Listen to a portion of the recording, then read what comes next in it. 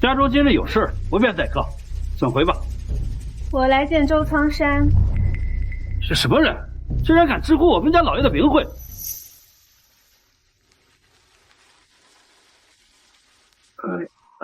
请问您是？他的旧识。哼，我们家老爷今年90有2，你说你是他的旧识？哎，我实话跟您说吧，我们家老爷还没病榻已久，大限已将至，估摸着也就这1、2天了。我周家二郎先在西夏尽孝，无心待客，姑娘不如改天再来。你错了，见不到我，他那口气是不会认的。想他早点解脱，就让开。老爷子病入膏肓，明明只剩最后一口气，可咽了3个月还没咽下去，每一天都是剧痛折磨。此人难道……姑娘，你先请进，我这就去禀报。来，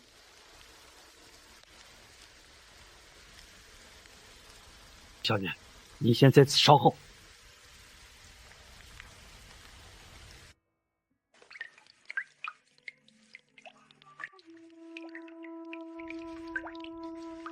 豆芽，你也要走了。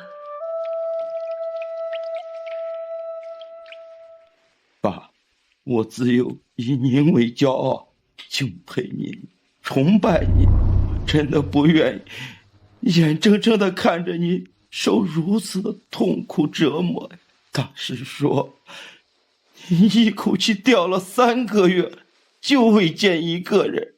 这3个月里，我把和您有关系的人、亲朋、旧故，甚至是敌人，一个又一个的请过来，可还是没有什么用的。爸，你让我到底怎么做呀？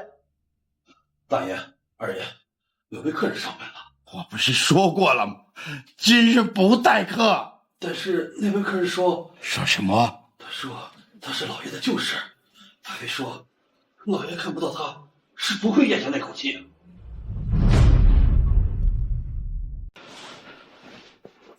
他人在哪？他就在外边，快带我去见他。赵管家，这奇了怪了，老爷子大限将至，这有什么重要的事情能让大爷离开老爷子身边呢？哎呀，是不是老爷子心里挂记的那个不见一面死不瞑目心上人找到了？哎呦，大嫂，你猜猜看，是什么样的一个人能让老爷子这么严肃、这么古板的一个人挂在心里呀？父亲的事儿，不是我们随便可以议论的。哎，这么多天了，议论的还少吗？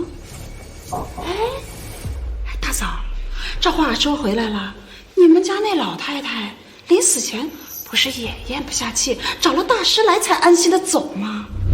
也不知道她这心里是有什么事惦记着放不下呀。弟妹，你现在还有闲心说这些？哎呀，老爷子已经90有2了，即便离去，他也是喜丧，我当然有闲心了。只不过这老爷子呀，心里突然多了这么一个心心念念的人装在这儿，这老太太怕是没闲心喽。老太太尖锐了一辈子，骄傲了一辈子，怎么也没想到老父亲这么有原则的一个人，临了了给他整这出，真的是。弟妹，你别瞎说，这到底是不是心上人还不一定呢。哎呀，这不见一面都不肯合眼，这不是心上人是什么呀？我看了。周苍山，你自诩光明伟岸了一辈子，我倒想看一看，你临死都放不下，非要见一面才肯咽气的心上人到底是什么样子？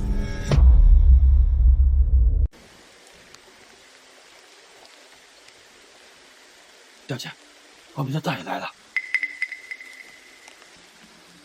怎么回事？我竟有些瘆得慌。你就是周家现在的当家人。哦，我是，你是云淼。云小姐，想必今日来是有什么事情？我以为管家应该都告诉你。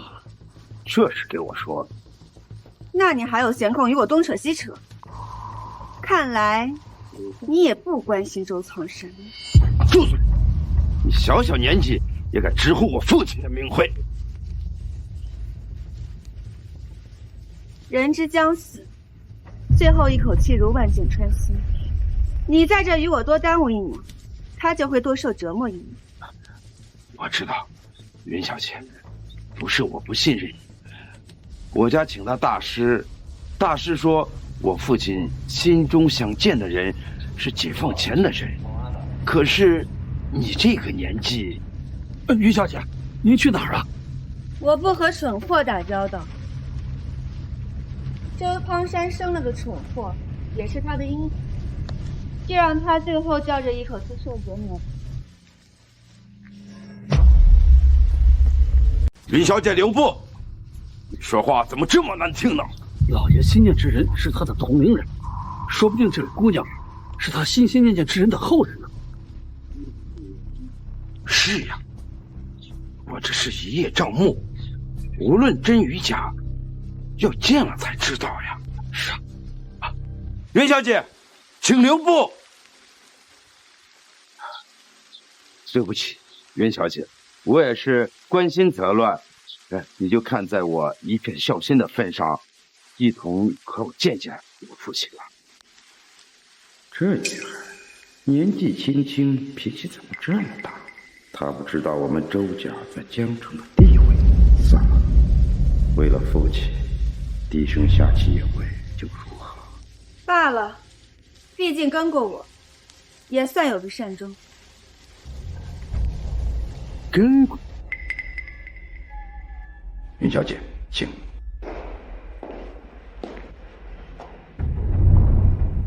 这姑娘身段倒是挺好，走起路来丝线飘渺的。她可真白呀，比她戴的那珍珠都白呢。哎，大嫂，这就是那新上任的后人吧？这后人都这么漂亮，难怪老爷子心心念念了70多年呢。云小姐，请。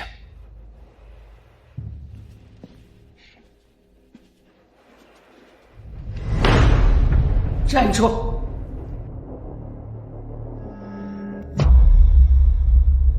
站住！老大，你也不介绍一下？妈，这位是云小姐。哦，原来姓云呐，果真是个好姓。不像你妈我，跟了你爸这么多年，连个姓都没有。豆芽的妻子倒是比他年轻不少。妈，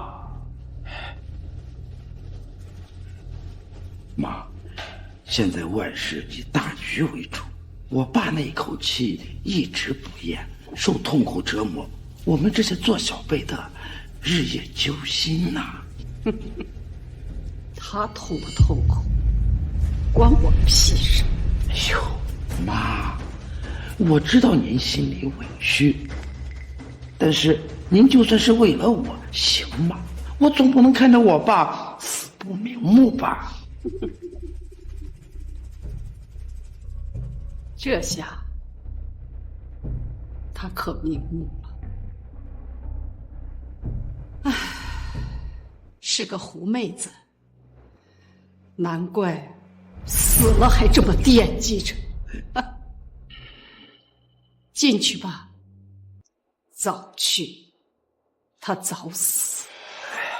云小姐，请多包涵，请。这黑气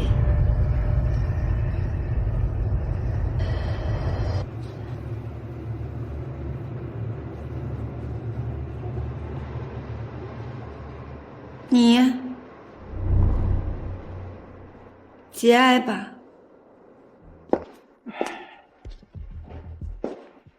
好啊，好啊，周藏身，你这一辈子对我冷心冷情也便罢了，临了让我成为最大的笑话，甚至连那心心念念女人的后代也敢怜悯我，当真是奇耻大辱！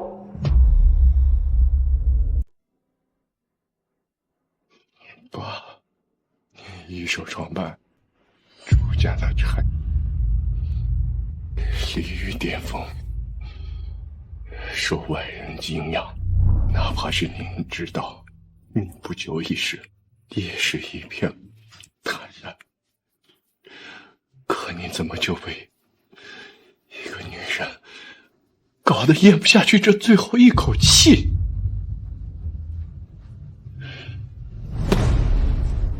那个人，他有什么好？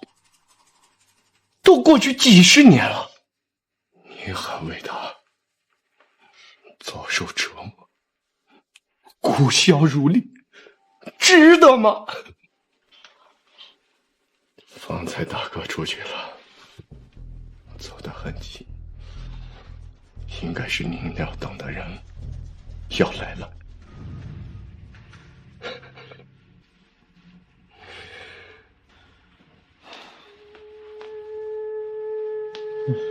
进。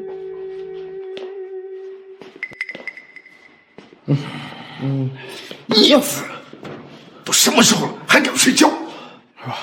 爸，没办法，我这几天天天梦见外宗，睡不好。麻烦您跑一趟了，只要让我家老爷子能放下执念，安详离去，我周家必有重谢。让开！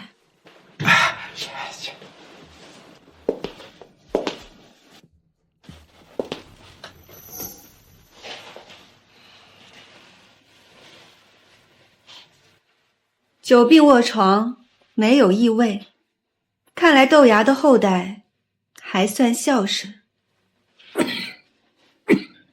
快去叫医生啊！不必，还愣着干什么？快按铃啊！我说了不必。不是我不想，我不知道我怎么我动不了啊！不必。我不管你使了什么手段，立刻给我住手！我爸他现在很难受，你还讲？想让他好受点，就把嘴闭上。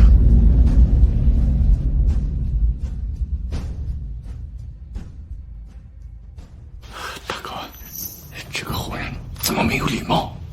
哎，他就这样。事情结束以后，我拿钱让他走人。这种人，他不配待在我们周家。好了，看他行不行吧。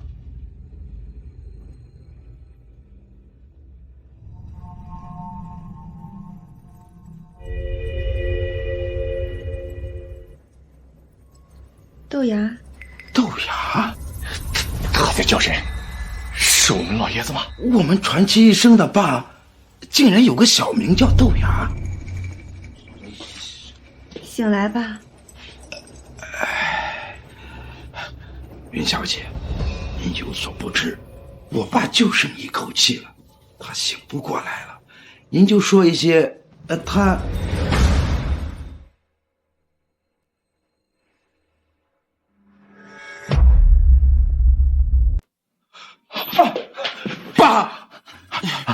爸，您别着急，我叫医生过来。我就知道您没事，您会长命百岁的。不用，别叫医生，扶起来。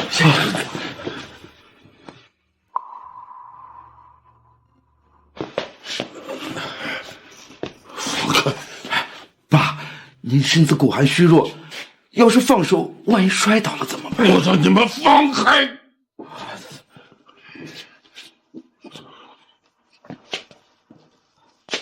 不就是个后人吗？还不是是见到本人，就这么激动，心心念念一辈子，又能怎样？见一面又能怎样？爸，老奴周草真见过小姐。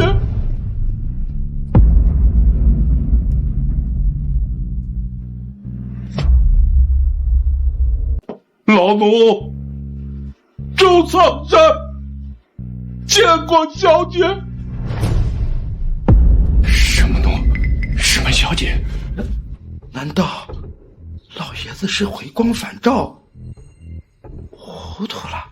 豆芽，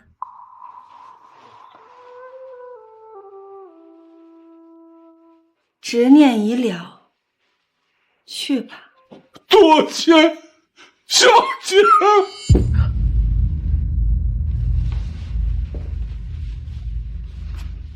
走了，就这样轻飘飘的来，又轻飘飘的走了。爸，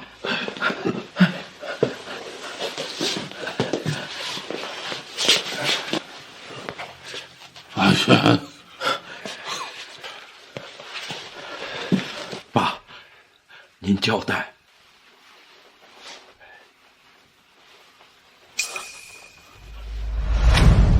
爸，这枚扳指从我记事起一直在您手上，从未摘下。您，我说过，只有你能真正继承我身份的时候，才有资格得到这枚扳指。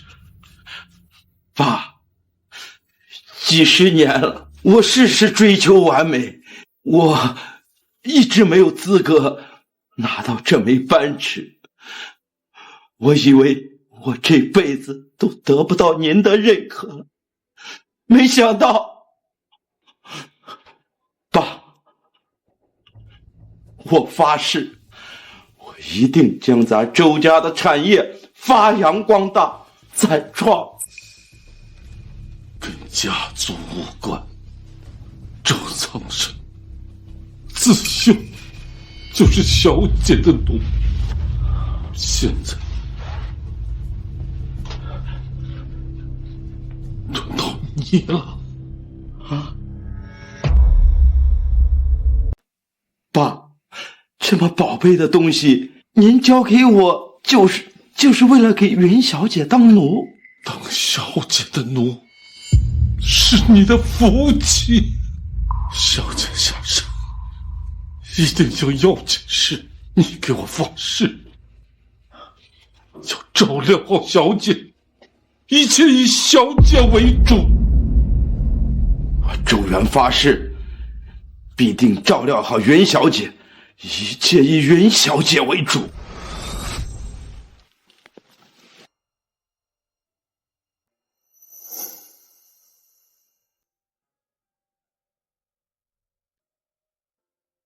愿意当我的奴，就跟上来。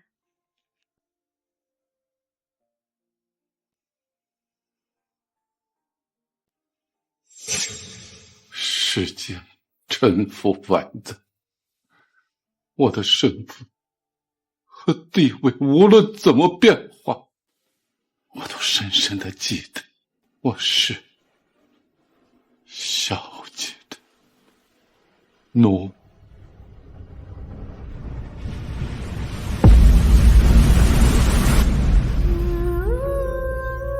爸！老爷子！老爷子！爸！老爷子！哎呦！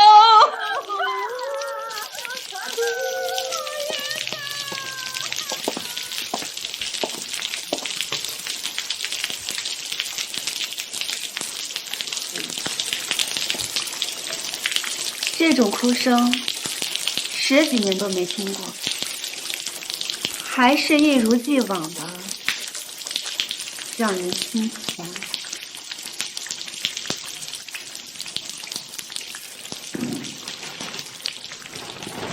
云小姐，请留步。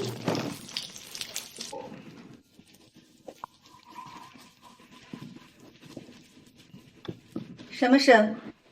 云小姐，我父亲刚刚把这枚扳指交给了我，让我好好伺候云小姐。您以后就是我周家的贵客。给我安排个住处。云小姐喜静，我让人带你去后宅。当小姐的奴，是你的福气。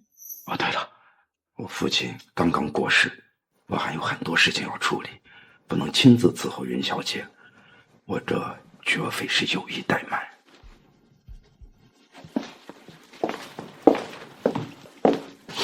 大哥，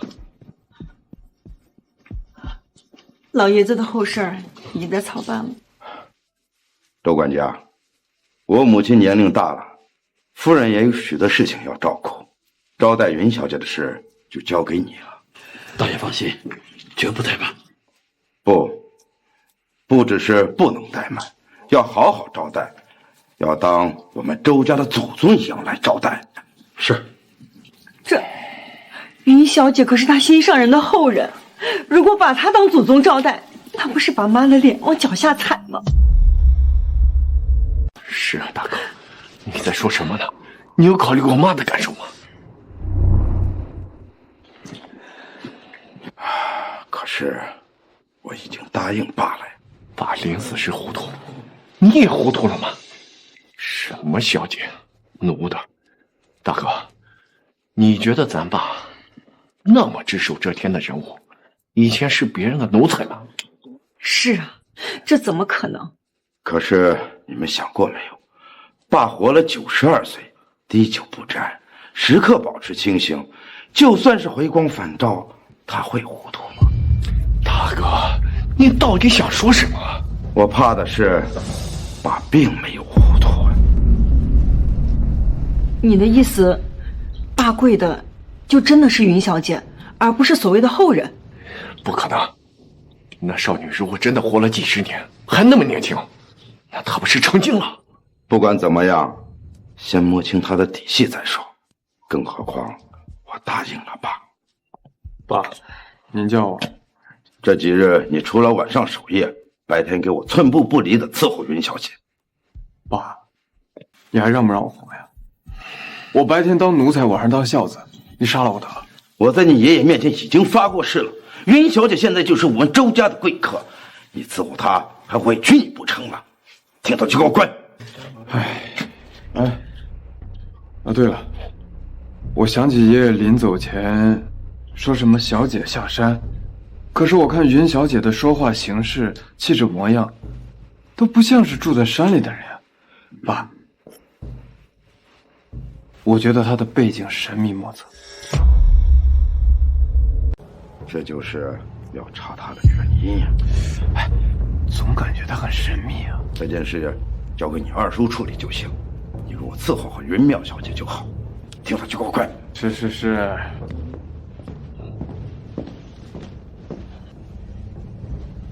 咱们也走吧。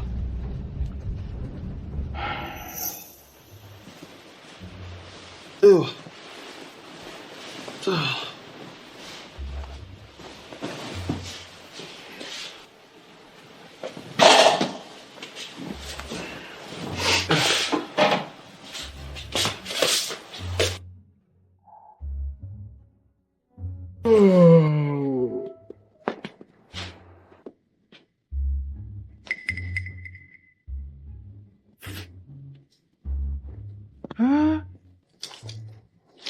你们这怎么回事？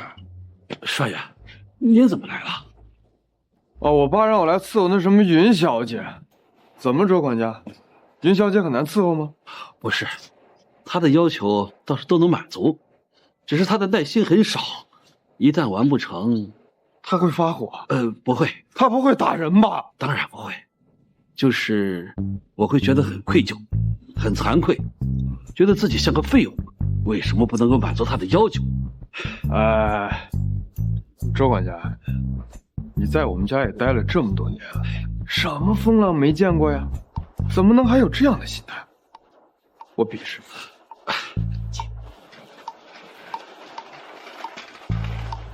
周管家，云小姐说这件衣服她不喜欢。你们继续送。哎，等等，哎，我来送你。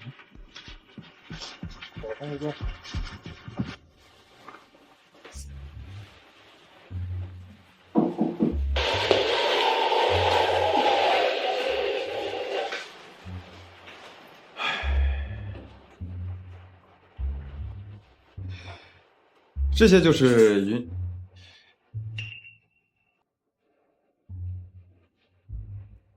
衣服拿出去。这些衣服都不配穿在云小姐身上，我就是个废物，这点小事都做不好。哎，等等，不对劲儿啊！我怎么也不由自主这么想了？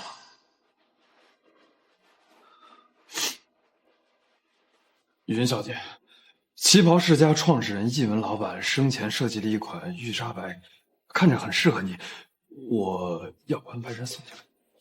译文，看来你们周家也不全是蠢人。云小姐夸我聪明了，嘿嘿。话还是说走。好。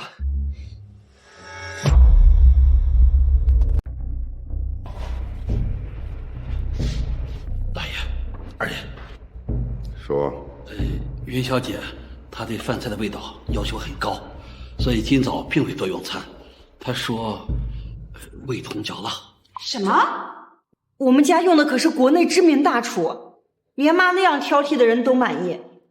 他是不是故意挑剔？我瞅着不是。对了，他对饭后用茶也非常嫌弃。我替他换了多次茶，他都不满意。最后拿出老爷子生前珍藏的玉琴18颗，他才点头。真把自己当大小姐了，这玉仙18颗，父亲自己都不舍得喝。他竟敢！周管家，我看你是真胆大。哎，我也是听大爷的吩咐。还有，面对云小姐，不知道为什么，只要没做到让她满意，就会浑身不舒服，恨不得把脑袋摘下来。好了，周管家，先去照顾云小姐。是。一个后人，我们周家让他住下，已经是给他脸了，他还想改？哎，老二，你觉得他是一般人吗？我们在商场厮杀了多年，气势难道比不过一位年轻的女孩吗？昨天，你敢直视他吗？这，按照周管家所说，他不刁蛮也不任性。但是要求极高，我感觉他出身极高，甚至比我们周家还要高。胡说八道！我们周家的基业多少年了，有几户人家可以比得上？就是。假如她真的是什么大小姐，她能孤身前来？我让你查的事儿，查的怎么样？还没有任何消息传来。继续查。另外，福生，你去通知周管家，无论云小姐提出什么样的要求，一定要满足她。大哥，这好了，不说这些了。已经停灵3天了，明天该给爸举行葬礼。你去通知周家所有的人，今晚都守着爸。老二，我们就好好的再送爸最后一程吧。好。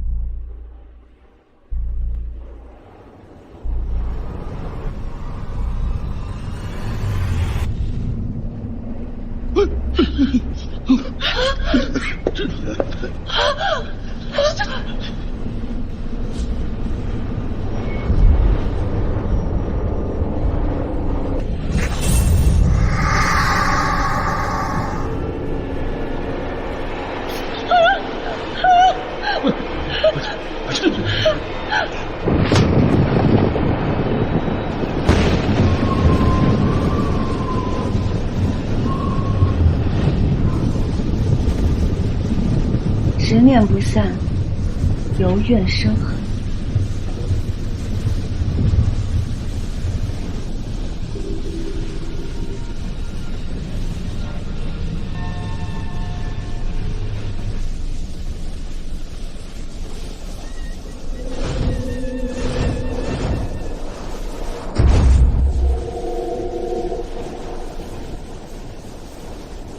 复魂绳，永受折磨，不入轮回，谁这么狠？是他。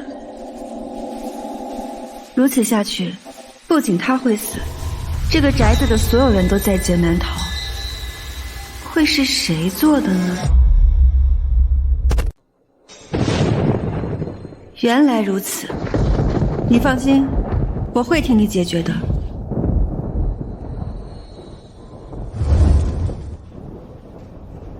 明日葬礼，必生石盾。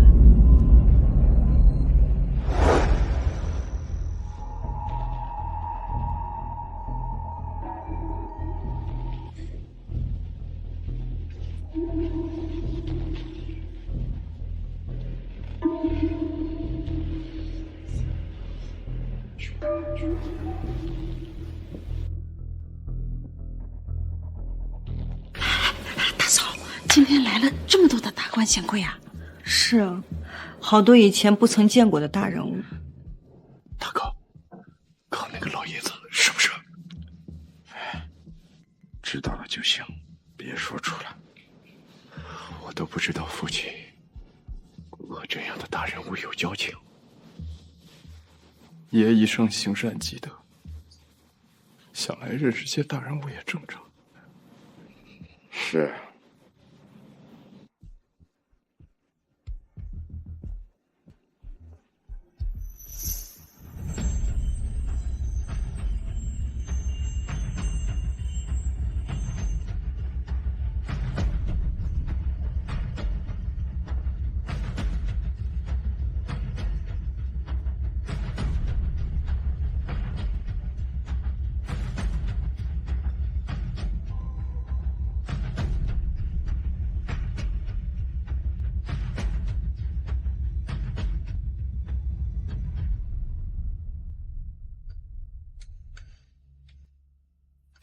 我的天哪，这么大的排场，这比刚才那些大人物的排场都大。奶奶那么难伺候的人，用人都不如云小姐这么如临天神。云小姐真是神。老奴周苍山见过小姐。难道说来的那些人看的是他的面子？云小姐，您是来见爷爷的吗？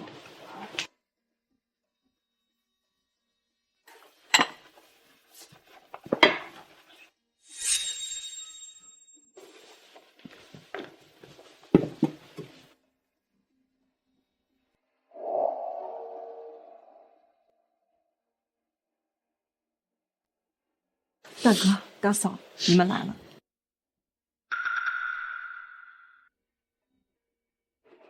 他们是谁？啊，这些都是我妈妈家的人，我大舅，我大舅妈。这个戴黑帽子的是？啊，他就是一所谓的大师。哦，其实我外祖母去世前和我爷爷一样，有一口气怎么都咽不下去，很痛苦。为了缓解他们的痛苦，我大舅就找大师做法事超度了外祖母。他超度了我外祖母，让外祖母走得安息。按理来说，我应该感激他，但我不知道为什么我看见他就不舒服。他超度后，你见过你外祖母的遗体吗？没有啊，超度完就封棺了，说什么不能影响到我外祖母在九泉下的安生。没见到，你怎么知道他走得安详？复魂绳所心，要的是他永不入轮回，直至魂飞魄散。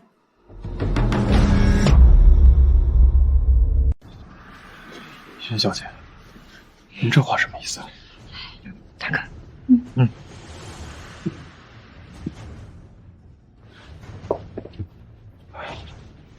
最近确实做事恶行外错，身上挂着红绳，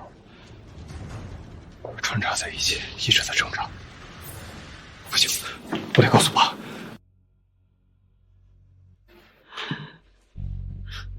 我最近总是梦见母亲，每一次都看见她在受苦。咱妈是安安心心走的，那在天之灵也只会享福，怎么可能受苦呢？沈先生，您说是不是？当然。听到了吧？咱妈和你们家老爷子那不一样，咱妈生前不肯走，那不是因为有什么执念，而是因为舍不得我们这些小辈儿，是不是？可能是最近发生的事情太多了，才总是做这样的梦。我希望母亲在九泉之下安生。有你这样愚蠢的女儿，她应该是安生不了。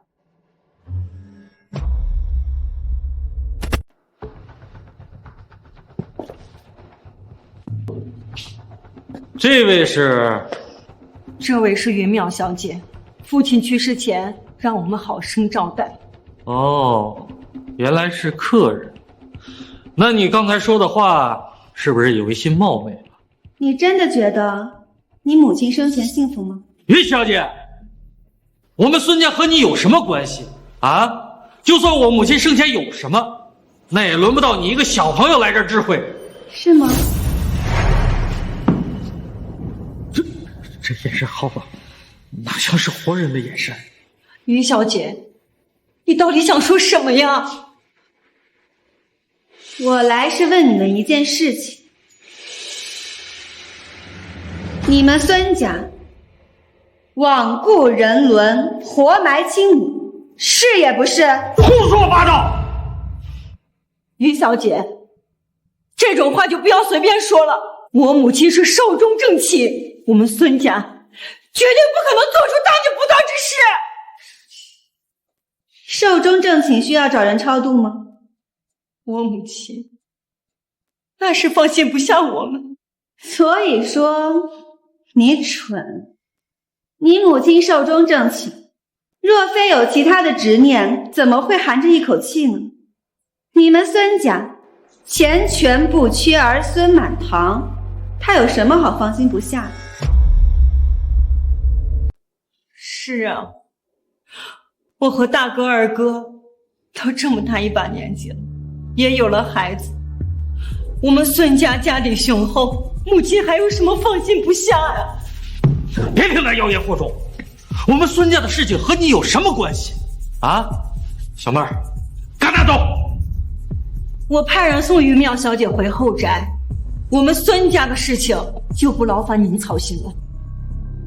活埋生母不仅世俗不容，更是天理不容，此事需要尽快解决，否则你们孙家必遭天谴。这个女人有点意思。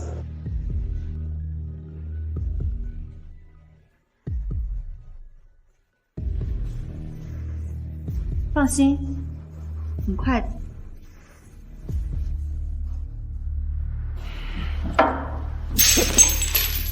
他真说孙家活埋亲母了？是啊，可是你……行了，这事我知道了，先不说这事了。二弟，你不是说查云淼小姐的人发来消息了？我的人发过来之后，一页空白。什么？怎么会呢？是的，什么都查不到。他仿佛就是一夜之间来到这个世界上。哪怕一个人是从石头缝里蹦出来的，都有迹可循。可他没有，不可能吧？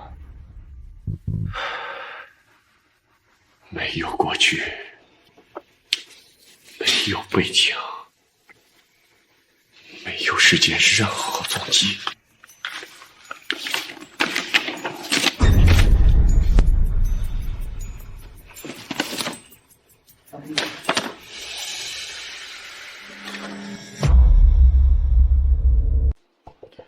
不要慌，或许是我们的方向查错了。就算是没有查错方向，这世界上多的是我们不知道的存在。我怕的就是他真的不是一般人。那样的话，大嫂家真如他所说，活埋了母亲。不是的！这是噩梦，这是什么？你们孙家罔顾人伦，活埋亲人，是也不是？不是的，这是什么人送听？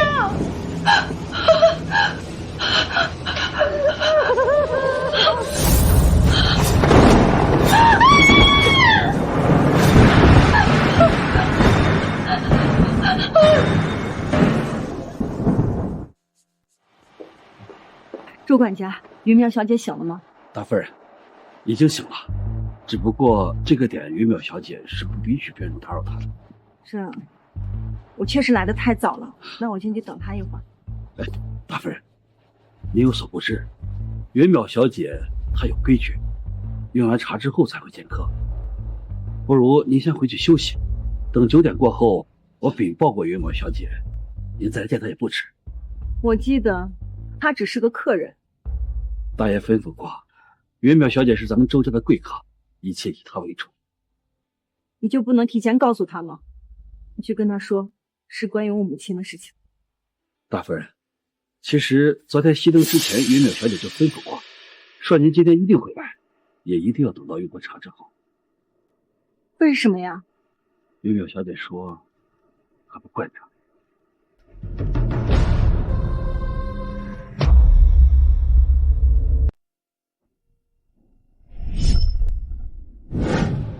好，那我就在这儿等着。好，我还要去伺候云淼小姐。大夫人，您请自便。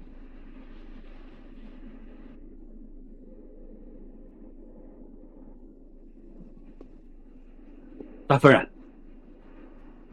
您请。还真有点来别人家做客的感觉。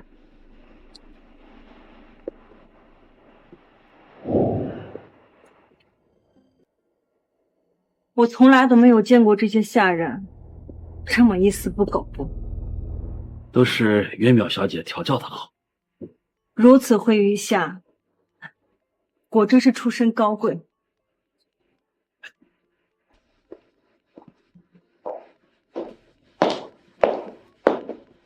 大夫人，到了。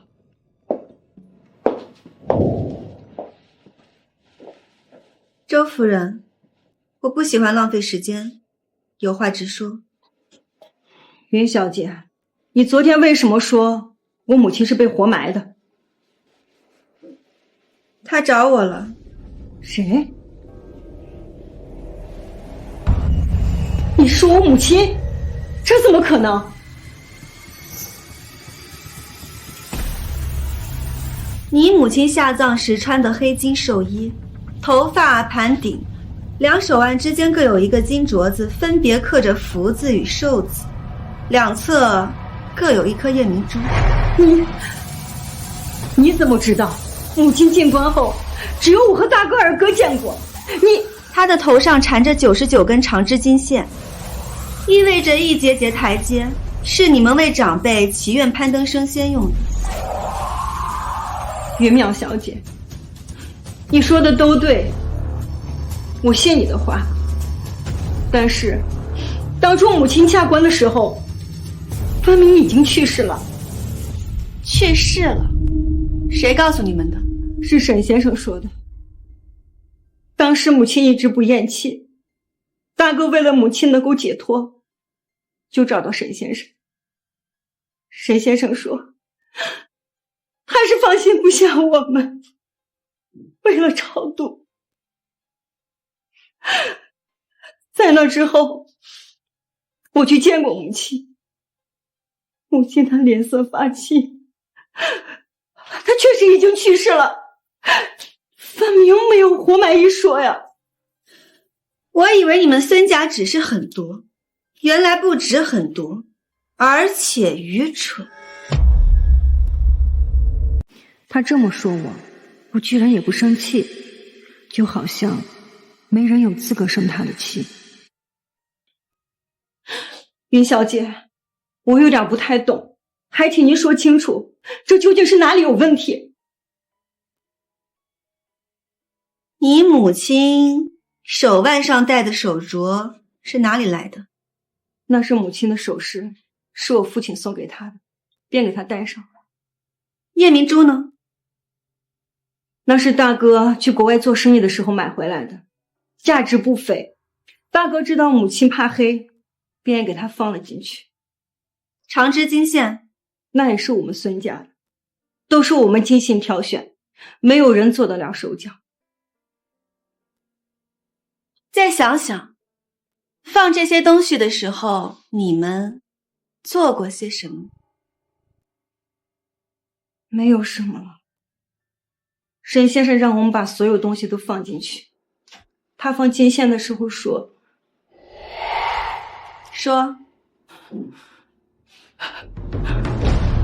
沈先生说，他说需要至亲之人的鲜血，我和大哥二哥都给碗里滴了血，沈先生用金线在里面亲了，这应该没什么问题吧？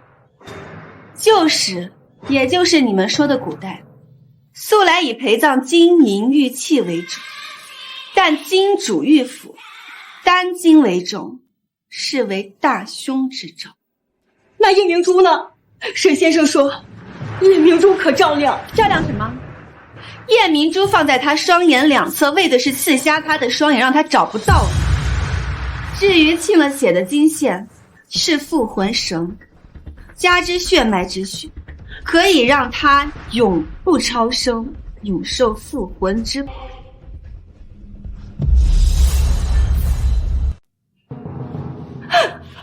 你别说了，这不可能！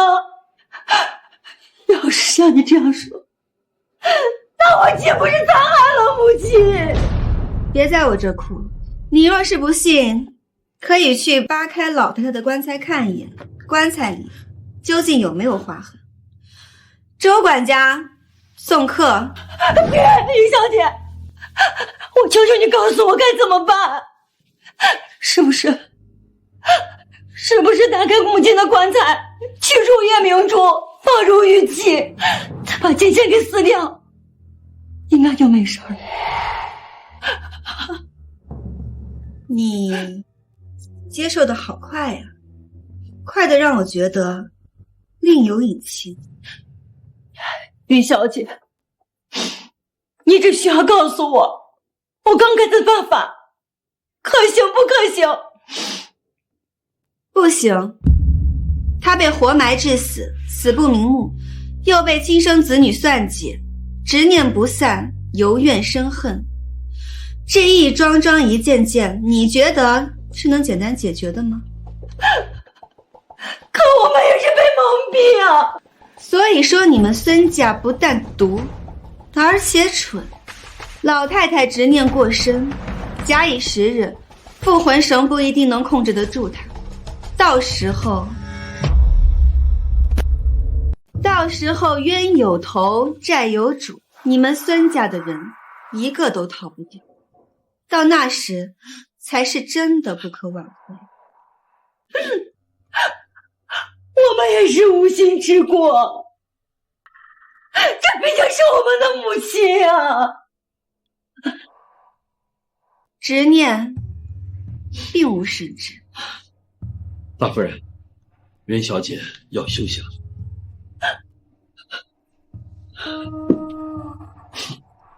云小姐，我就先回去了，抱歉，今天打扰你了。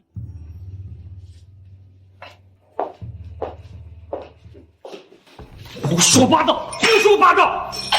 哎呀，这件事情你怎么能听外人胡说呢？想知道是真是假，打开母亲的棺材，自然就清楚了。怎么可能开棺？那不是大逆不道吗？大哥，是因为咱们，他得多绝望，这都不是咱也不到了。可怎么也不能开棺呀，这事儿要是让周家知道，该怎么看咱们？是啊，周家很可能已经知道了。不行，这件事情必须争个清白，不然的话，以后周家肯定会和咱们孙家划清界限。大哥，那你的意思？开！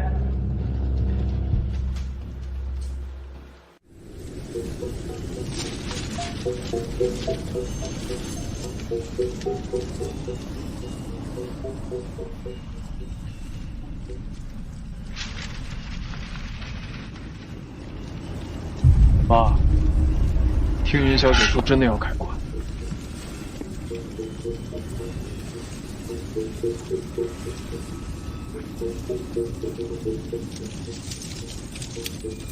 好奇怪的女人，怎么看着就有点不舒服？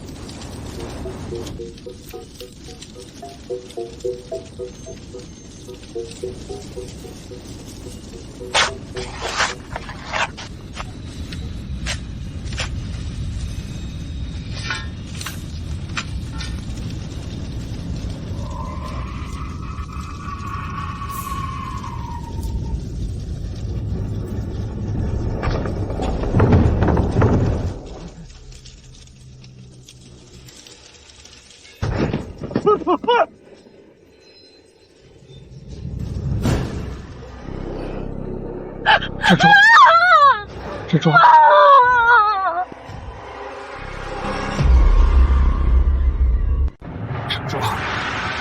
外公们真是被活埋了！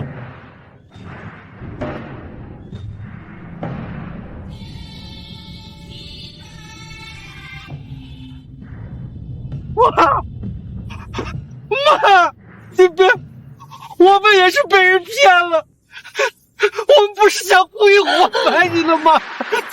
他骗了我们，你别对着我们生气呀！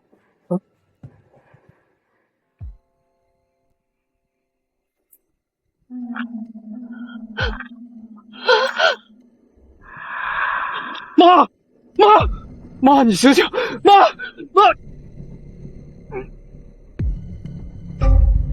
动没有了，好像身体都不是自己的了。全完了！回去。啊！妈，又可以动了。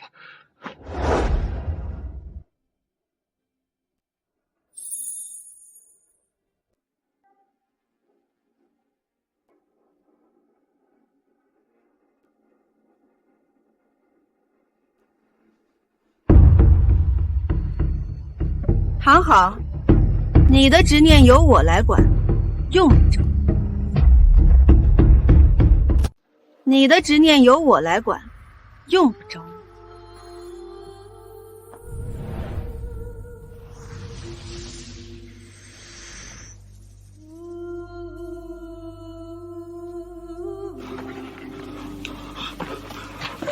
玉梅小姐，如果把这些绳子都拽掉，我外祖母是不是会减轻些痛苦？不会。云表小姐，还请您赐教。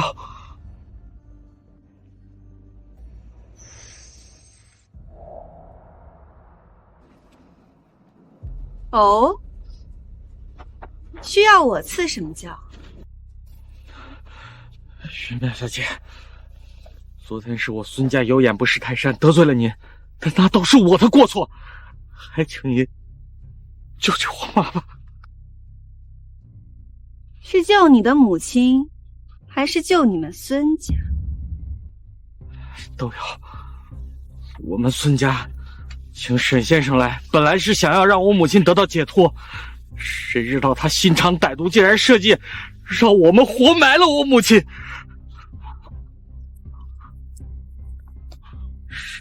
云小姐，正如您所说，我们孙家是蠢，但是如果因为这一点小小的无心之失就导致我们全家人用性命来赔偿的话，那岂不是太太冤枉了。是啊，云小姐，这件事情确实是无心之过。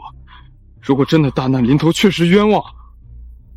孙先生的口才很好，可惜你心不诚，话不真。他怎么知道？不出3日，你们孙家必将大难临头。如果你们不想活命，可以继续装。云小姐，大舅，先回家吧，我妈她买晕着。福生，连你也不相信我是吗？妈，没事，我们回家。妈，我们回家。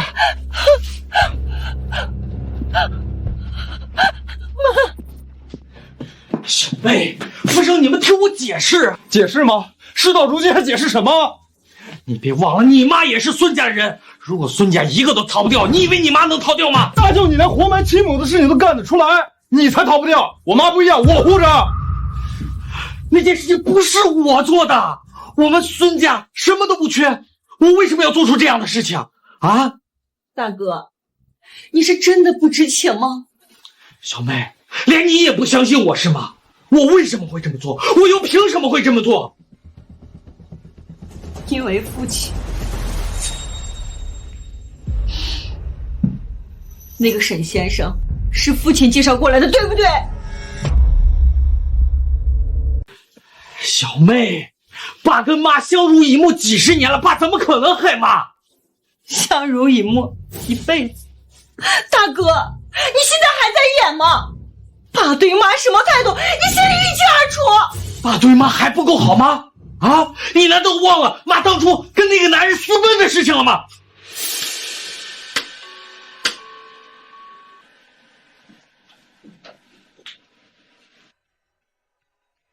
云冕小姐，你怎么来了？请。你继续说。错觉了，他听到私奔，嘴角好像上扬了一点。这件事情不好跟外人说。云淼小姐连我们家活埋继母，导致继母永世不得超生的事情都知道了，还有什么不能听？这样你，我这个人喜欢听故事，你要是讲得好听，兴许我愿意吧。徐淼小姐，此话当真？当真。这件事情涉及家族长辈，本来是不能说的，但是既然云淼小姐这么说了，那我就不用啰里啰嗦，说重点。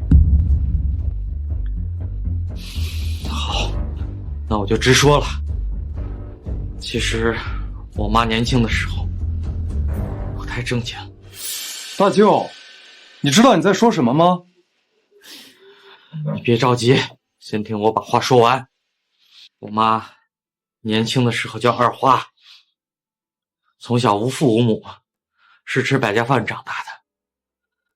后来有一年村里闹粮荒，她要不到饭，没得吃，于是她就开始小偷小摸，后来连偷都偷不到了。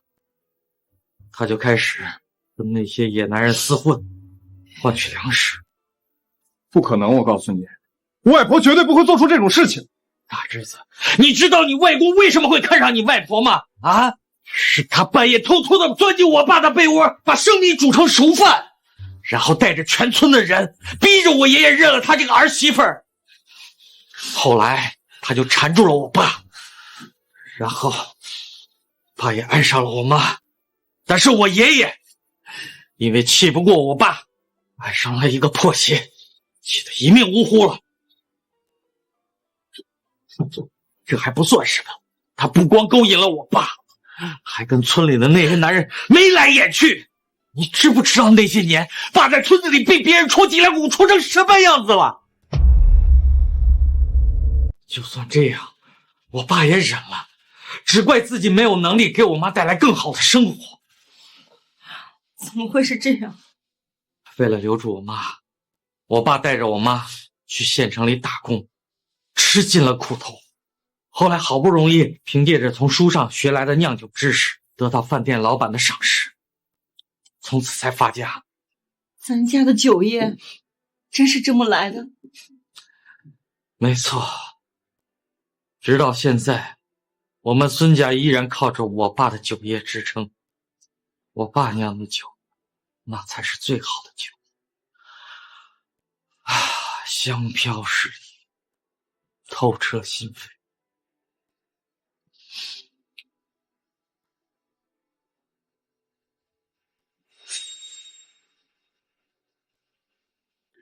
云淼小姐，我身后有什么吗？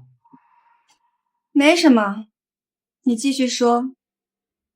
哦，后来的事情，整个江城的人差不多都知道。后来，我爸酿酒的水平越来越高，名气也越来越大，于是就自己开始开了店。没想到在这个时候，我妈竟然跟着一个工人私奔了。这不可能！小妹，那个时候你还小，但是我已经懂事了，这件事情我记得清清楚楚。小妹，你难道忘了妈小时候看咱们两个的眼神里面只有厌恶吗？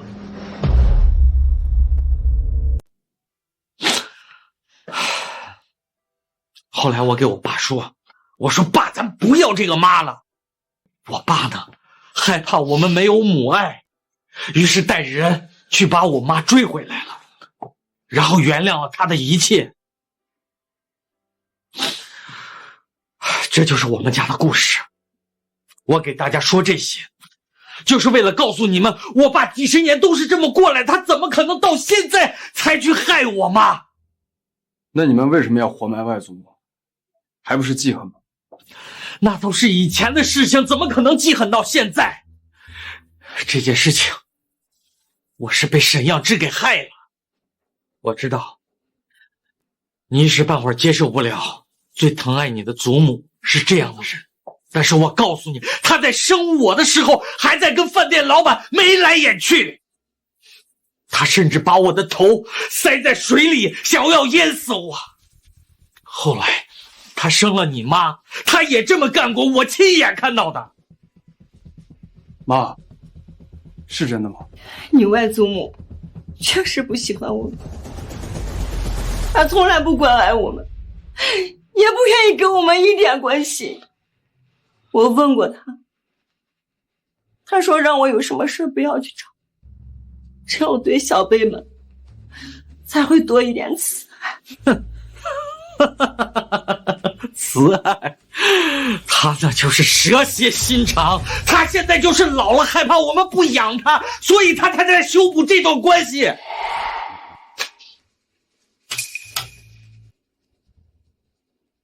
说完了？玉淼小姐，我保证我说的都是真话。可他似乎对你的话很不认同。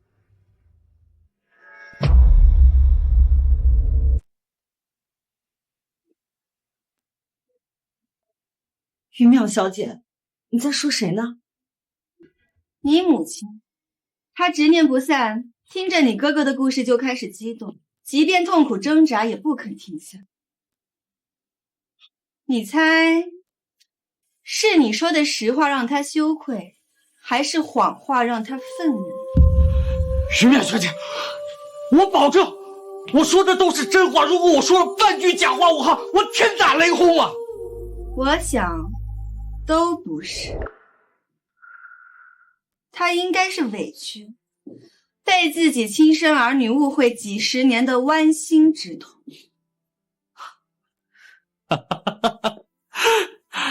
几十年来，我对他抱有多大的希望，我就有多大的失望。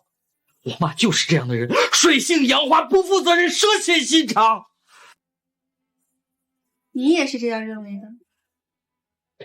我，小妹，你难道忘了吗？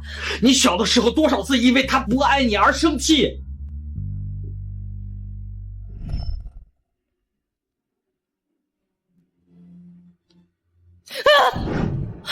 妈，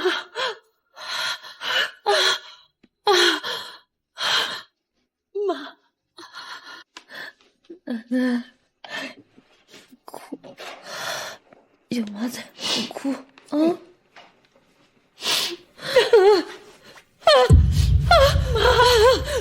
宋真言，你不得好死！我不这么认为。小妹，你还真是……闭嘴！孙老太太的执念，随着时间流逝，已经快要失去意识，变成杀念。而你们在她下葬时都用了自己的血，到那时，她会将你们认作仇人，都杀了，明白吗？云婉小姐，你的意思是说，我妈的执念会杀掉我们？没错。大舅，沈先生是爸介绍的。爸自从修道了以后，很少回家，那是他唯一一次回来，我就没有怀疑过。是不是爸也被你骗了？对，一定是这样的。爸那么爱我们，他不可能害我们。大舅，你先别激动。我不激动，我怎么可能不激动？妈从小到大就没有疼爱过我们，是爸陪伴着我们，是爸爱着我们，我怎么可能怀疑他会害我们呢？这么看，外祖父真的是一个顶好的人，为什么要害外祖父？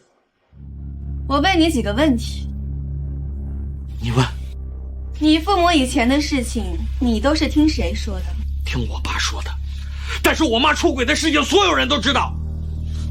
而且，我还是亲眼看见的，我妈把我二弟和小妹淹到水里，差点溺死。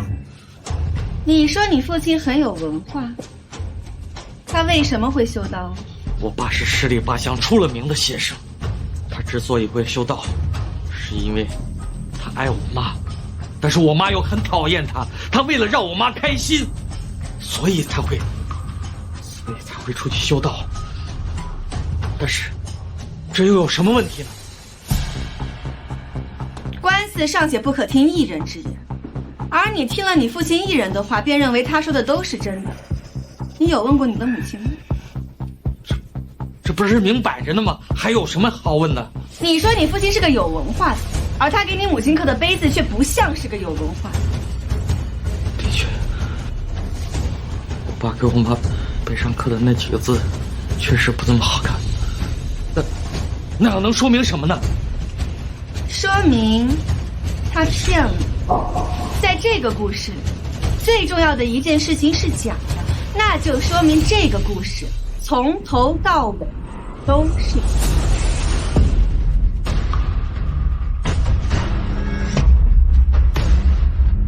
哦，对哦，如果外祖父没有文化，他还能凭借从书里学来的酿酒方法起家吗？如果这些都是假的，整个故事又有多少真的呢？但是我爸为什么会说谎呢？是不是说谎？去看看不就知道了。大哥，云小姐说的对，你带我们去问问吧。好，明天白天我带你们去问问。云淼小姐呢？不知道啊，她怎么突然就不见了？云淼小姐确实身体不好。算了，先进去问问到底怎么回事再说吧。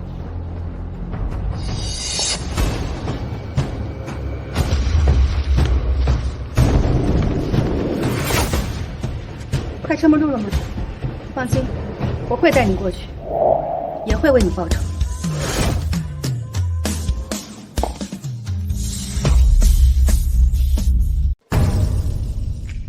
府主，请问你们找了悟道长有什么事儿啊？我来找我爸。哦，了悟道长，想看看他身体怎么样。了悟道长跟我道果然很有缘分，前段时间病了，非常严重，一夜之间突然就大好，现在身体非常爽利。什么？我爸病了，还一夜之间好了？什么时候的事？4月15号。4月15，是妈去世那天。了悟道长，家里出了什么大事啊？外祖父，我们是就外祖母下葬一事来找你的。那里怎么了？老大，你说。倒也没有什么大事，就是最近我们遇到了一位懂这方面的大师，他说我妈被沈先生给害了，他还没有死就被下官了，是被活埋的。不许质疑沈先生，沈先生法力无边，他能帮助我们，就是我们孙家的荣幸。爸，不止活埋，他甚至有阵法困住妈，让妈的执念化成杀念，让我们孙家长命。你们开棺了？还好，已经过去了749天了。爸，他是妈，你到底为什么要这样做？人都已经死了，还计较这些干什么？你们都回去，让他入土为安，好好过日子吧。你想说的应该是回去等死。外祖母恨你，你害怕他对你怕他死后缠着你，为了活命就找人做法，让母亲和舅舅都尽了自己的血，用自己儿女的命换你苟活，对吗？想不到我还有如此聪慧的后代，不愧有我的血脉呀！恶心，你真恶心！你究竟从前怎么装出那副慈悲的模样？不是，一定是骗我的，对不对？从前你那么慈悲，你怎么会害自己的儿女呢？为什么？你为什么要残害自己的血脉？我给了他们生命，我给了他们富贵，他们付出一点又有什么呢？你们做儿女的也不能太自私了吧？什么都想得到，一点都不想付出。你们回去吧，人已经死了，再说什么都已经没有用了。喂，不行，绝对不能让他走。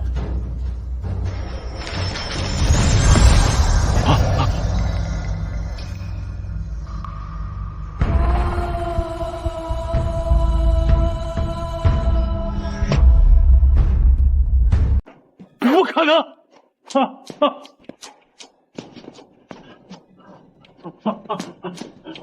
查了，一定是查，这里是道观，他不可能进来的，一定是我看错了。这个欺软怕硬、胆小如鼠的外祖父，真是孙家曾经的家主。孙承天，抬头。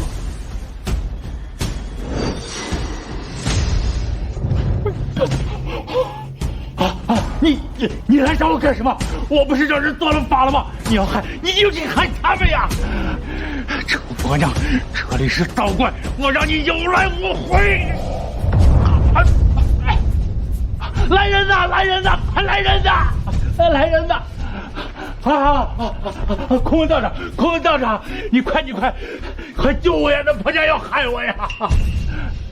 此女不是妖魔，倒像是。难道是他？哎呀，道长，你还愣着干什么？你快出手降魔呀！福生无量，了悟道长，因果轮回，报应中道。府主，请便。道长，道长，道长，道长，道长，我没看错吧？道观最精通道法的空文大师。竟然对云小姐这么客气，到底是什么身份？带过来，不，拎过来吧。不，我要找沈先生，你快叫沈先生，沈先生能来帮我，能降服这个妖女。你没资格提外祖母。难道我说错了吗？难道他不是个贱人吗？这么多年了，忘不了那些小事。他以为放不下那些执念，能向我复仇了吗？他做梦！所以你就转移了他的复仇目标？提着是转移，那阵法如果杀死一个人，就能让我多活些时日；如果他对你们动手了，甚至能让我返老还童，重新掌握孙家。怎么可以这样对我们？我的种，我想怎样就怎样，你没有资格质问我。怎么能这么无耻？难道你以前跟我们说的故事全都是假的吗？哼，没想到你们还真信了。孙承天，妖女，你到底用了什么妖法？你到底怎么把这个贱老头们带进来的？不许你这么和云小姐说话！我怎么有点像个护主的奴才？把你和孙老太太的事情从头到尾讲一遍。有人要听，我凭什么听你的？不说也好，省事了。去杀了他，你的仇就报了。别杀我！别杀我！云淼小姐，我都说，你再别放那个老太太出来了。好麻烦，不如直接杀了好。还是说，想让他亲口说出来，让孩子们知道以前的事情，不至于误会了你？说，快点说！云淼小姐真的没什么耐性，或许不是因为外祖母的执念，我们都没有资格和她说话。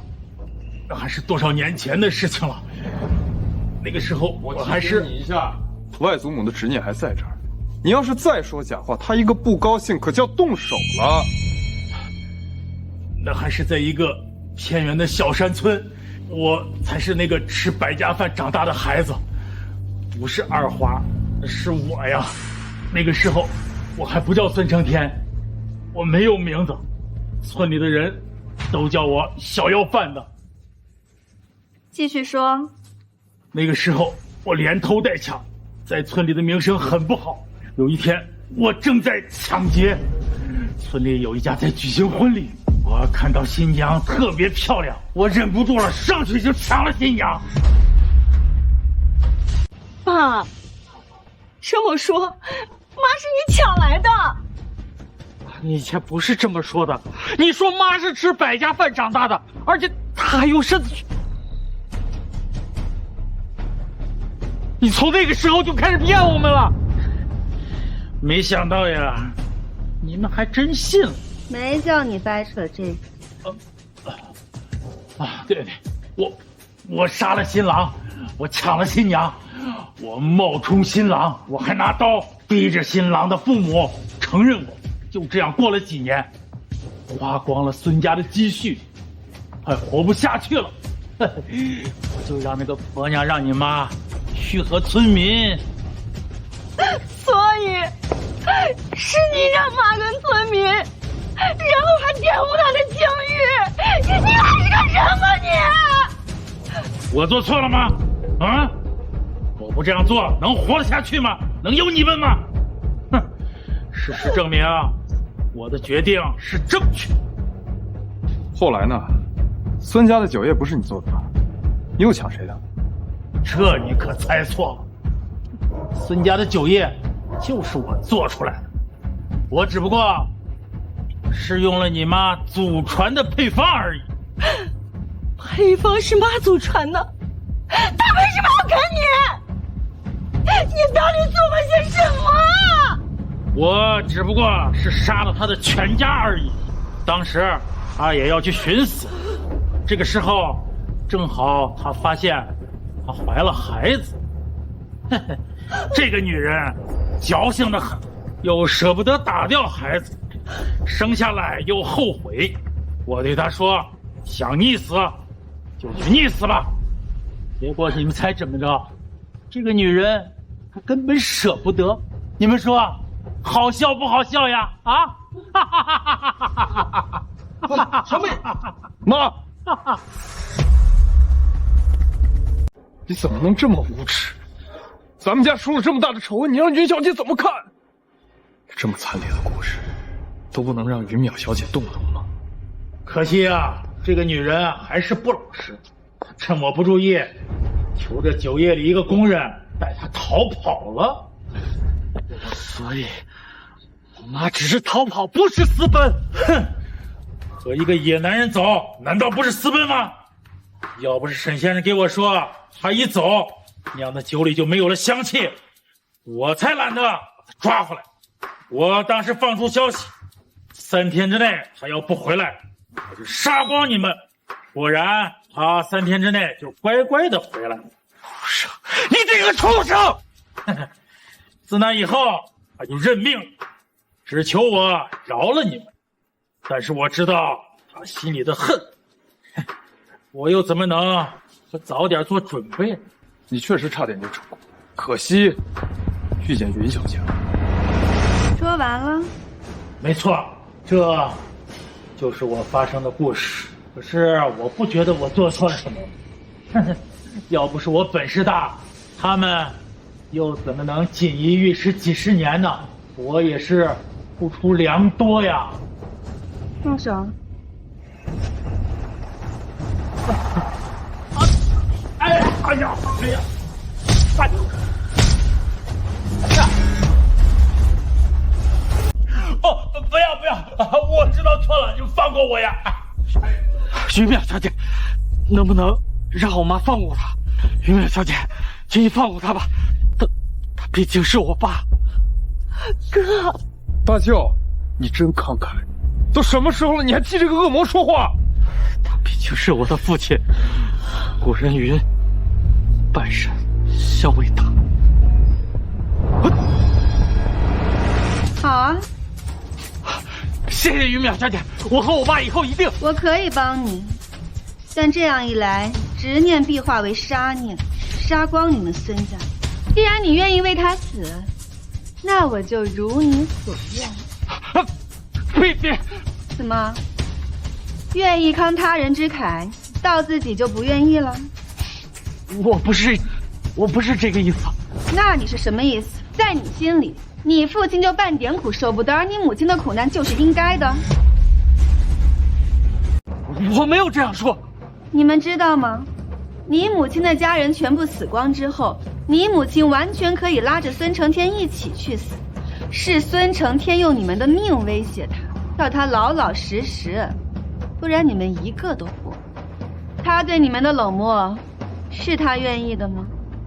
你们还恨他，宁愿相信孙承天为你们编织的谎言，殊不知他为了你们忍辱负重几十年，而你们一直尊敬的父亲，却要用你们的命换自己偿命。别说了！你母亲为了救你们，执念不散，就连我一开始都以为她是想让我帮她复仇，到如今我才明白，她求的仅仅只是救你。哥，妈这么对我们，你还去维护那个恶魔吗？他只是恶贯满盈，罪有应得。哥，你做什么？实话不信，爸生前我没有好好进学，他死了以后我还这样做，我不是一个孝顺的儿子，是我该死。哥，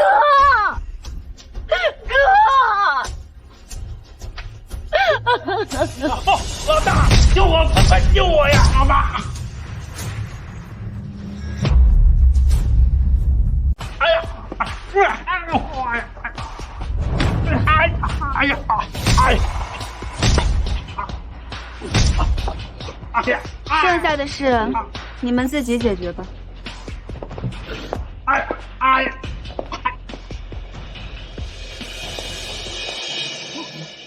出来吧。府主，你认识我？不认识。关外有一个山洞，山洞里有一尊神女像，与你很相似。这把雨伞在神女像里也有记载，名叫龙骨伞，龙骨制造，举世无双。不记得，没兴趣。神女重现人间，不知道人间又有什么结束。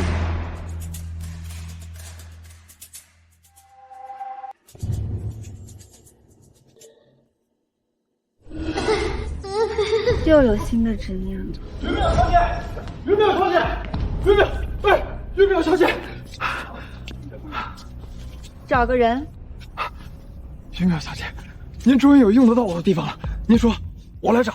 年龄6、7岁，女孩，有个玩偶是熊，人大概已经死了。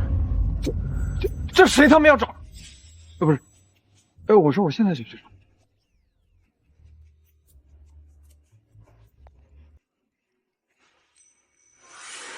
哎，家人们谁懂啊？遇到道缘了，穿成这样，这是来拜神的，还是来秀身材的？简直是太不像话了！必须曝光。肯定能有不错的流量。爸，帮我找个人。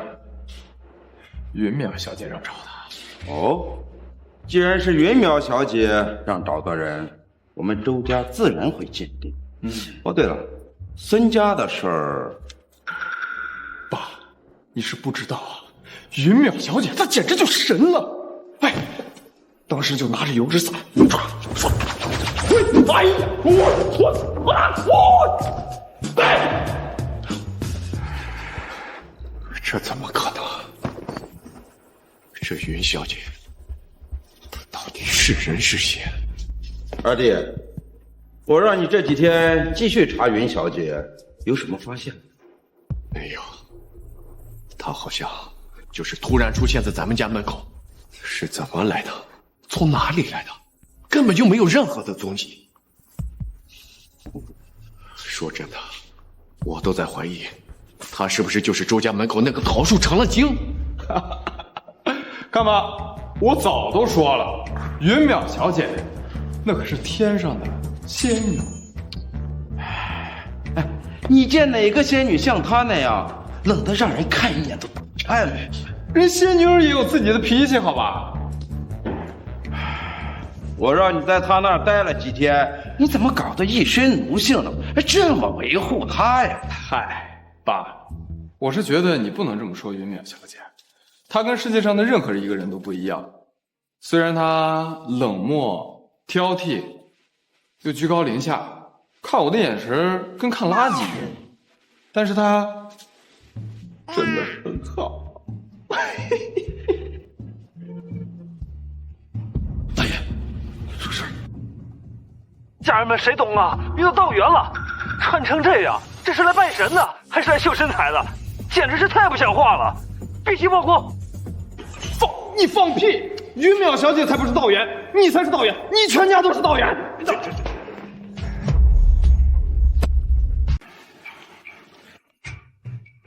哎呀！混蛋！你敢这么说云淼小姐，我跟你们拼了！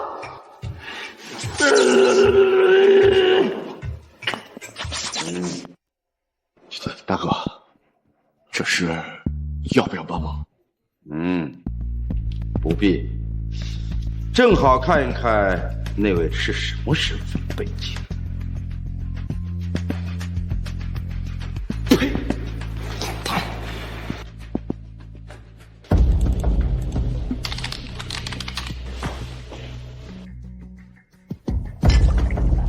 什么事？报告，有疑似 SSS 级目标人物出现。Interesting。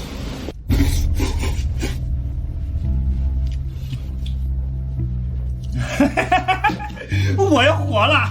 区区一个道缘而已，居然还真帮大忙了！您的直播账号违规操作已被封禁。怎么可能？卡了，一定是卡了，一定是卡了！区区一张照片，怎么可能会被系统删除？你的抖音账号违反社交规范，予以封号处理。你的微博账号违反社交规范，予以封号处理。完了，这下完了！首长，确定了。这个背影和这把伞，我已经看过很多遍了。早已深深地印在了我的脑海中，而且我派人去调查过他的所有行踪，只查到他首次出现是在周家。周苍山是，前段时间他过世，我曾奉命去吊唁过他。据说周苍山曾是他的奴，死前久久不能咽气，只为等他来啊。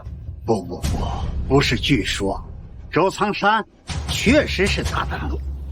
好在啊，他出现了，我们的任务啊也要开始了。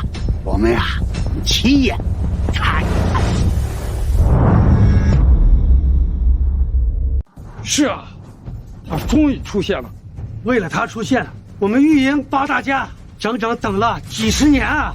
几十年，英雄变白首，好就好在他可以重现世间了。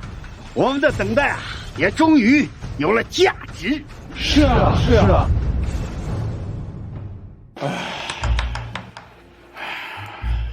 你昨晚干什么了？脸色这么难看，累成这样了。爸，我昨晚熬夜跟那些我没有兑现，累睡着了。但是奇怪的就是我一觉醒来，我发现网上关于云淼小姐的负面消息全没了。哎，爸，不会你和二叔出事了吧？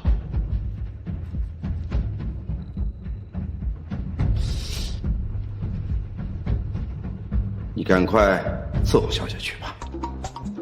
哎，不行，我这，哎，都臭了，我洗个澡，我洗干净了再去给云淼小姐弄奴才。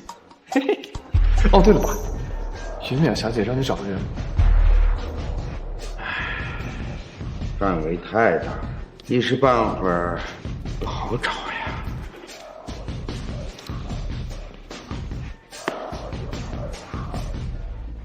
专业的事还得找专业的人。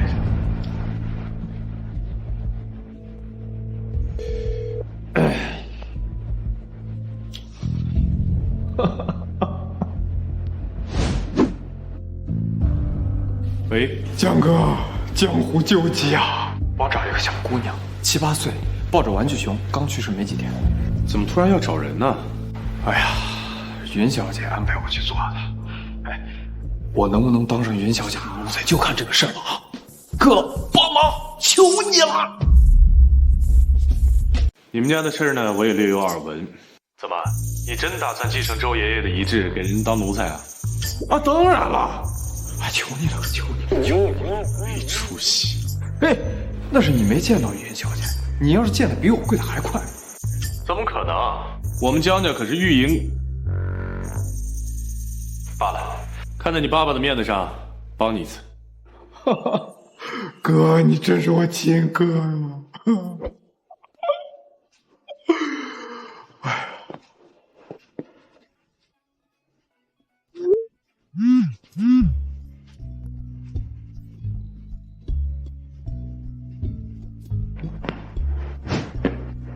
搞定了，告辞。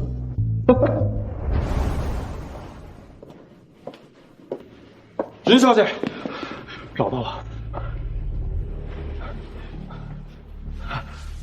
女孩名叫黄瑶彤，今年7岁半，半个月前突发疾病去世，但是不知道为什么，家里迟迟不下葬，就只是广招道士做法事，随后就怪事连连。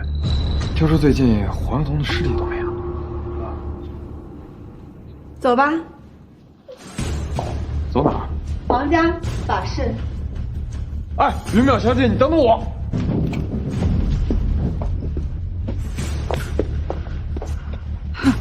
云小姐，这是去哪儿啊？这女人怎么一点都没把我放在眼里？云小姐，怎么这么没有理？你在我们周家叨叨了这么久，怎么见了我这个老太太，连招呼都不知道了？不知道是云小姐家里没有教养好，还是一脉相承？你那个长辈，我们家老头子，他一辈子惦记的那个人，也是这种心。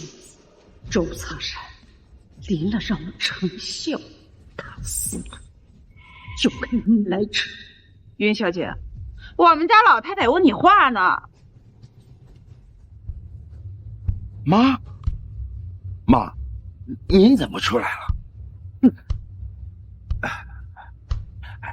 元淼小姐，我妈年龄大了，性格有些偏执，请您不要介意。我听说您要出门，专门给您备了专车。站住！哎呦，妈，您就不要胡闹了。我胡闹？我看你是不知道谁是你妈了。不光是你，还有你那个媳妇，还有你那个儿子，你们处处都讨好他。怎么，你爸都成了死鬼了，你们还想让你爸欢喜不成？妈，您就不要多想了，好不好嘛？我多想，我看你跟你爸一样没有良心，他欺骗我了一辈子，你知道不知道？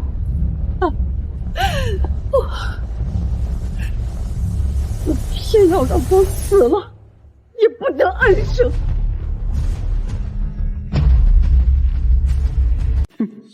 你老太太的狠辣，可是什么事都能做得出来。我看你这小丫头片子怎么顶得住？妈，别生气了啊，咱们回屋吧。怎么？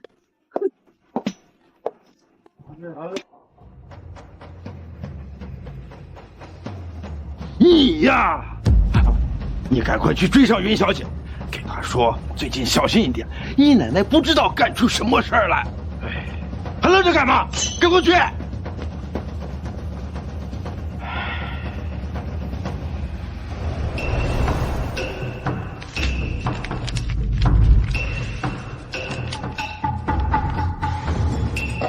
大概什么时候能够解决？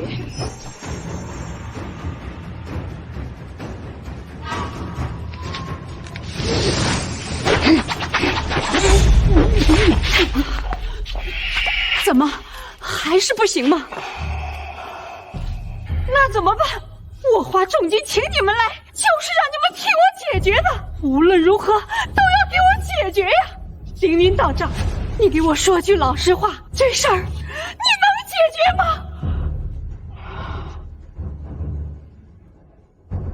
办法不是没有，但是要用的话，回我道。请令大师帮帮忙，无论付出什么代价，要多少钱都行。不要提钱，赎。是。既然你如此诚信，我便毁些道行又如何？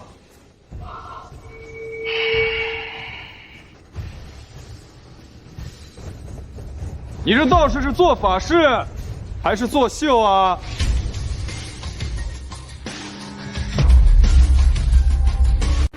这是你家亲戚？不是，请问你是？皇家不是找人做法事吗？我们就是来干这个的。就凭你？当然不是我，是我们家小姐。她能做法？没错。哼，人长得倒是不错，可惜是个花瓶，还会做法。哎，你个臭道士，你胡说八道什么呢？我们云小姐比花瓶好看多了。哼，无论如何，这场法事仅我一人足矣。老夫人，还是请其他人都出去吧。凌云道长说他能解决这件事儿，你们还是赶紧走吧。他要是有能力，就不会看不见你肩膀上趴着的两团煞气。你说什么呢？危言耸听，老夫也是精通煞气，几回看不出你说的。老夫人，你没事吧？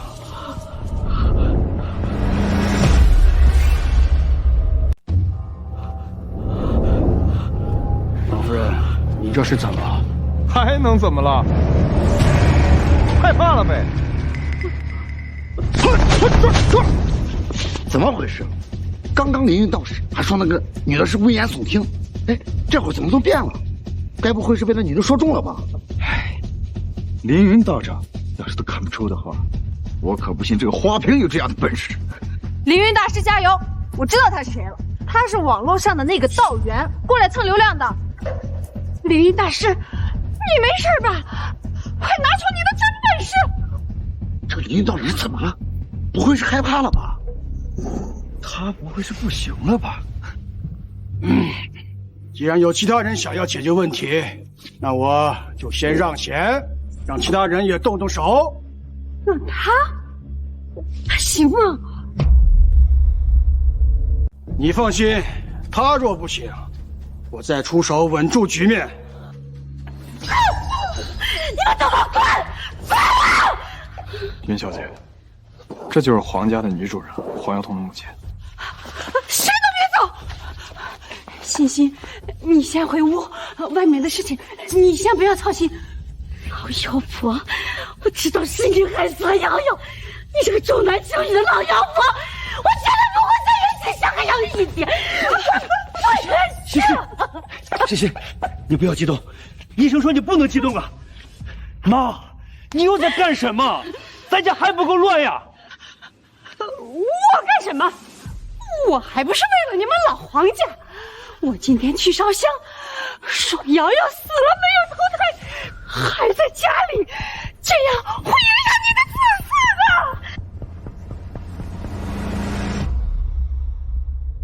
我就知道谢谢你为了这没生的儿子，你就害死我瑶瑶。我绝对不会放过这个老妖婆的。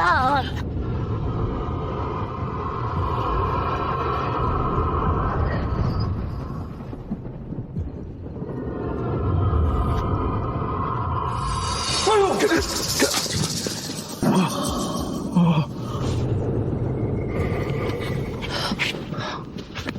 天怎么变黑了？这哪来的黑雾？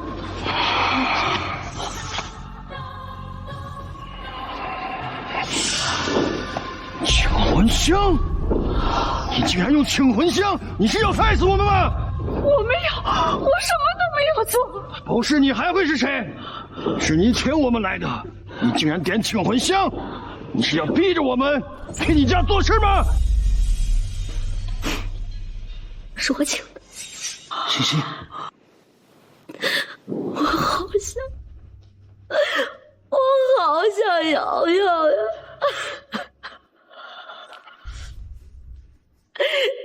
他那么小，他一个人就在那边，他有多害怕？我好想过去陪他呀！云小姐，她这样真能见到 CPR 吗？都是虚妄。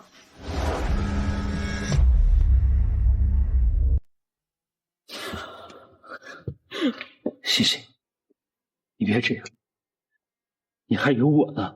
你既然那么爱瑶瑶，就应该懂得让她入土为安，否则于事无补不说，还会影响皇家子嗣传承。妈，你又在胡说什么呢？我说什么？我是为了你们好，你们懂不懂呀？没有儿子，你们儿子，你为了儿子去杀害瑶瑶，你这个老妖婆，我不会放过你的。我知道你做那些恶心事，我都知道。欣欣，你放心，害死瑶瑶的事，你比我早。你们先不要吵了，看看周围。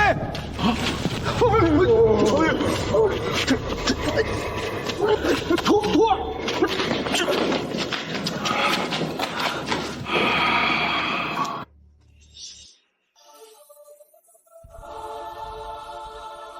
云小姐，好像神。是啊，只有神才会露出这种万物皆空、目空一切的眼神。哎呀，这么危险的场景，我想什么呢？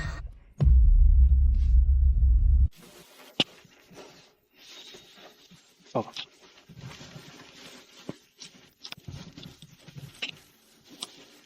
姐，皇夫人，我们是来帮你的。我懂了，是考验云淼小姐的考验。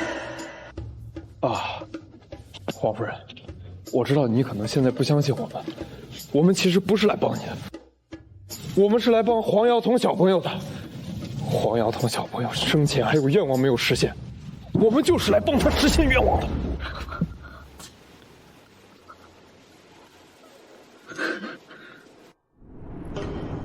可以，终于打通第一关。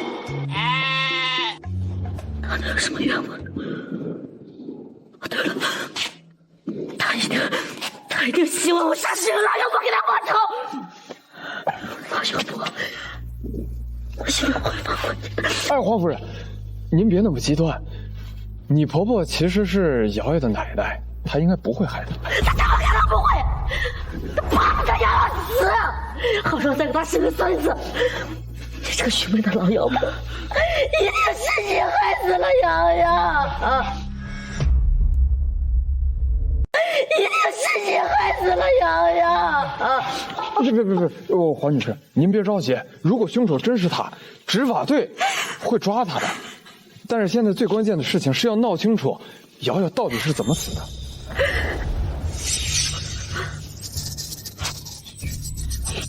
医生说是因为心脏抽筋，可是怎么可能呢？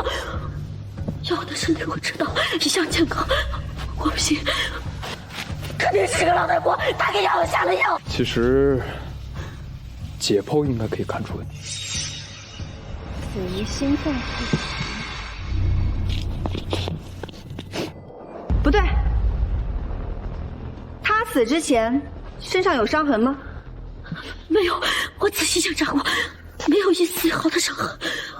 我猜这个老太婆，她只敢给瑶瑶下药，没敢伤害瑶瑶的身体。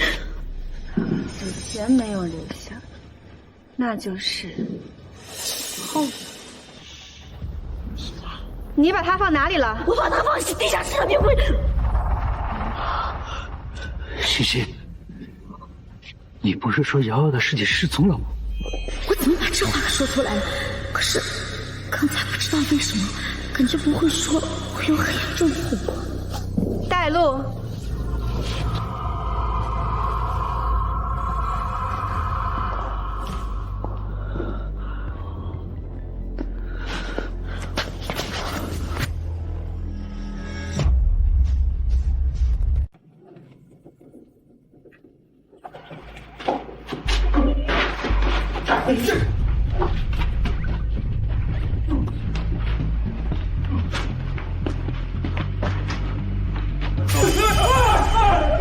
救命啊！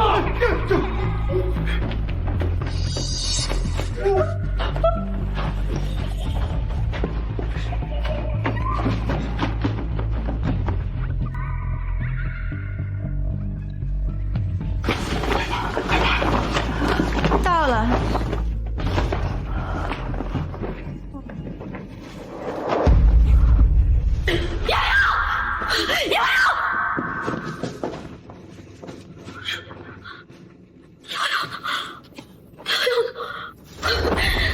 老妖婆，是不是你把瑶瑶弄错？你还我瑶瑶！你还我瑶瑶！欣欣，放开我！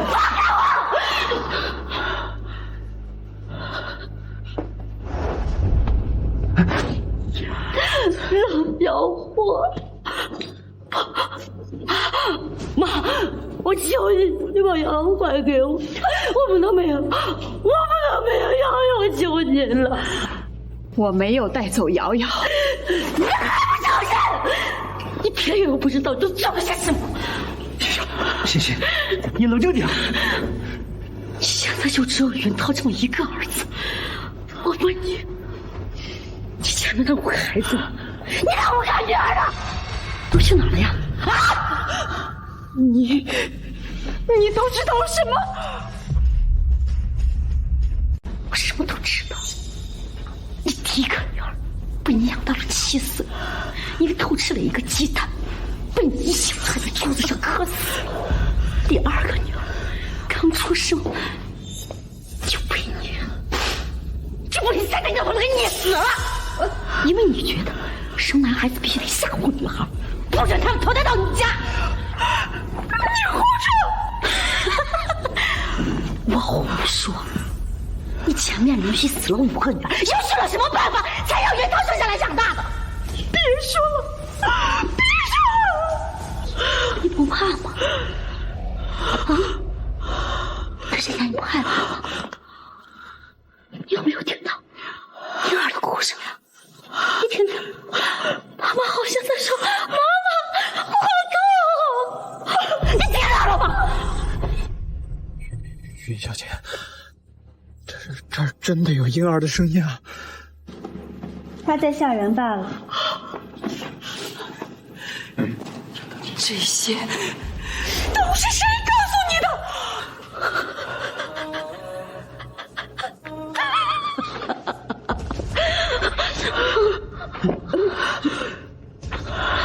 都是我的错，我早就应该想到，你这个老太婆，她连自己的亲生女儿都生刺儿，她怎么可能放过我的女儿？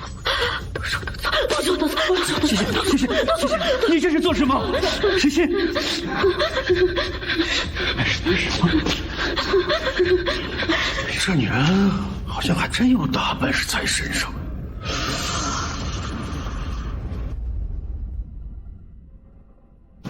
你们看我干什么？我也就会耍花架子，这种场面我也没有见过呀。你是有本事的人，我求你帮我。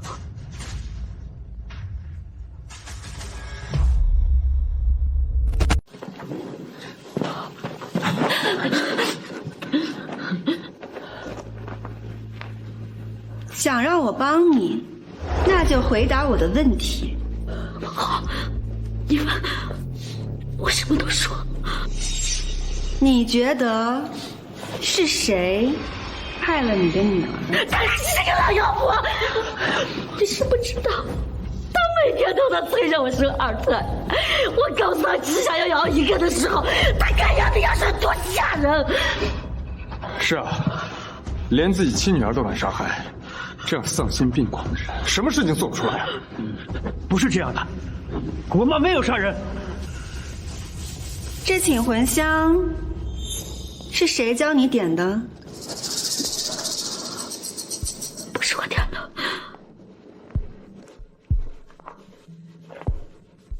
自从瑶瑶走后，我每天恨不得一死了之去陪瑶瑶。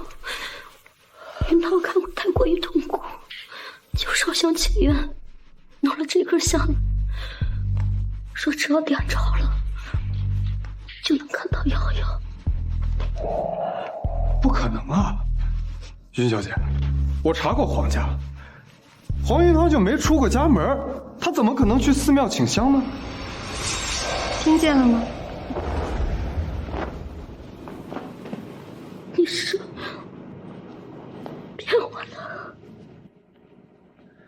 欣欣，对不起，我是看你太伤心了，想安抚你，才随便弄了根香。没想到你当真了。是这样吗？所以不管我怎么做，我都永远见不到瑶瑶了。放屁！道爷，我敢保证，这请魂香就是真的。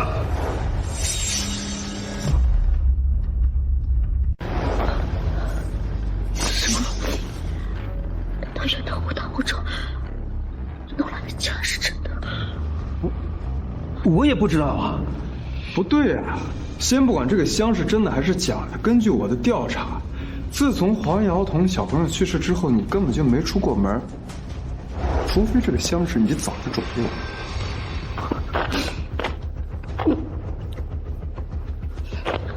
你们什么意思？你怀疑我先生？我没怀疑他呀，他的所作所为已经是……都怪我不应该求你们的。你根本就不知道袁涛对我的感情，你也不知道袁涛多爱瑶瑶，坏事都不会他的。黄夫人，你这话什么意思？云小姐从来不会冤枉一个好人。那就是就是你和我先生，你们有什么矛盾吗？这是什么？林大师，什么东西？你们难道没有看见吗？他警长那个。我知道了，一定是这个老妖婆她牵着来的，好让你破了我们夫妻这段感情。你知道警魂香真正的作用吗？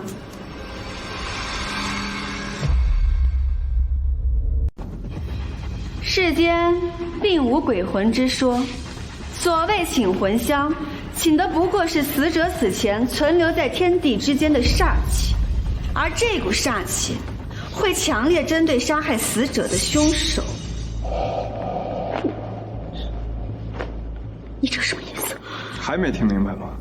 意思就是说，如果你婆婆真的是杀害了自己女儿还有孙女的凶手，现场的煞气早就把她害死了。显然，你听见的未必是真相。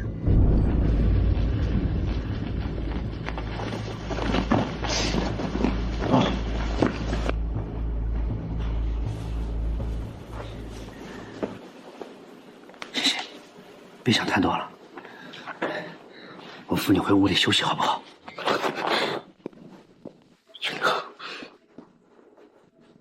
要死那天你在哪？我说过很多次了，那天晚上我喝醉了，还是你亲自喂我的醒酒汤，之后我就在房间一直休息啊。真的是这样吗？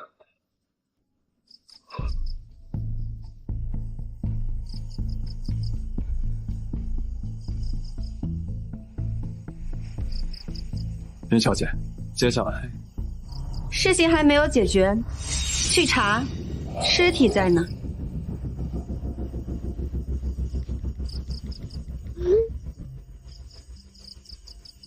哎，来了，林小姐，尸体就在。这不可能吧？在我奶奶家。豆芽的妻子，她为什么要这么做？还能为什么？肯定是奶奶心里不好受，故意给云小姐使绊子呗。可是，再怎么样也不能偷人家的。哎呀，云小姐，我这就给我爸打电话，让奶奶把人还回来。不仅要还，还要道歉。这事儿吧，确实做得太不雅。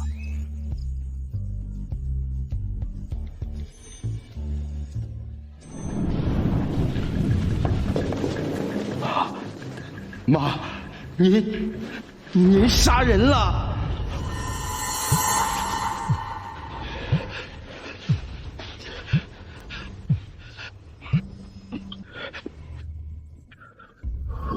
喂，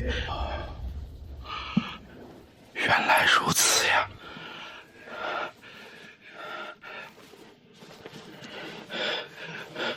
妈，您吓坏儿子了。大哥，到底什么情况？等会儿跟你说。妈，我先把人送回去，你怎么闹都行。这种事情可千万不敢做呀！不准！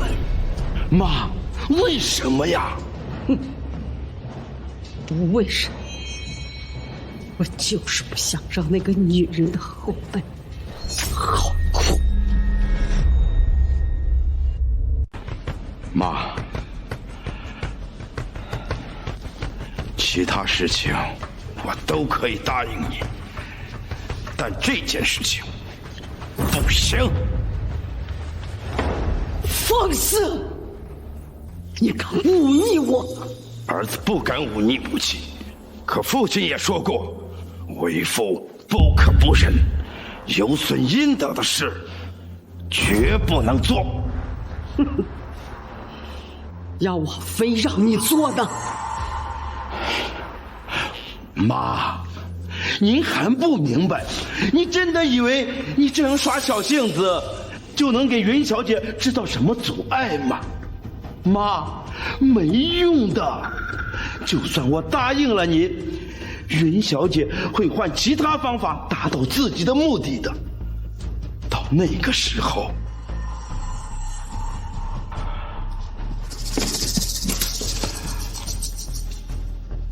们周家必遭大难呀！凭他，就他一个。妈，此事到此为止。老二，叫人把东西送过去。不许动！我说过不许动，你们听见了没有？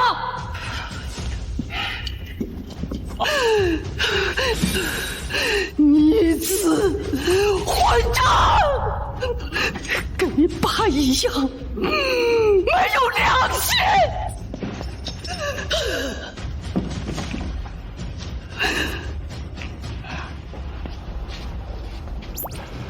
爸，哎，爸，于淼小姐，您要的东西给您带过来了。佛西伯呀！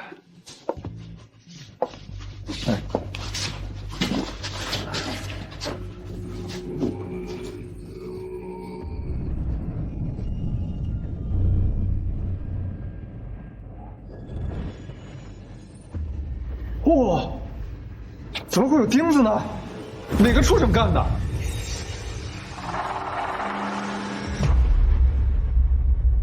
于淼小姐，不是我母亲做的。我问了，她刚刚带回来的时候就被我发现了，她没有时间做这些事儿的。于淼小姐明鉴，我母亲是古怪孤僻，但她还没有完全丧心病狂到如此地步。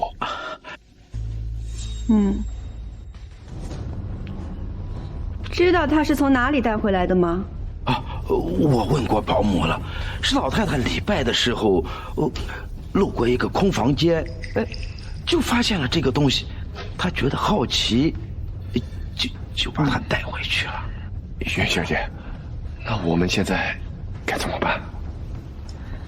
交给皇家，下葬。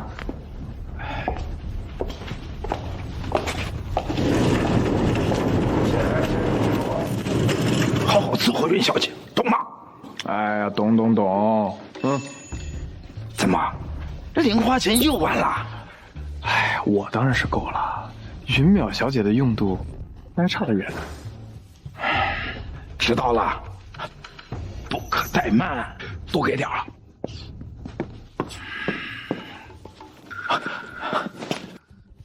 是你把雅欧带走的，对不对？只有你知道，雅欧被我放在了地下室。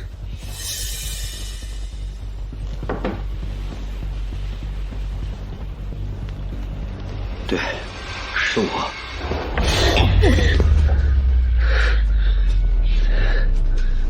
欣欣，我知道你接受不了瑶瑶的离开，我又何尝不是？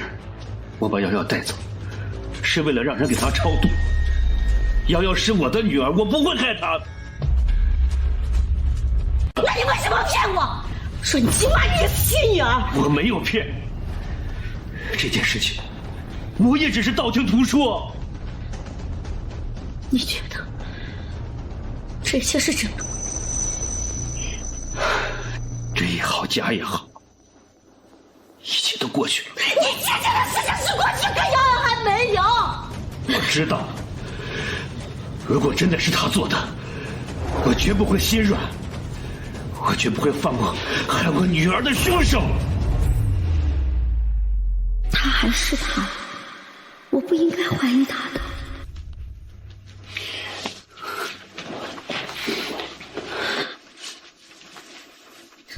所以，瑶瑶去世的那天，你根本就没有出门，对吧？没有，那天我胃疼，一直在房间休息，直到你把我房门推开。你忘了，我当时还穿着睡衣呢。睡衣？你忘了？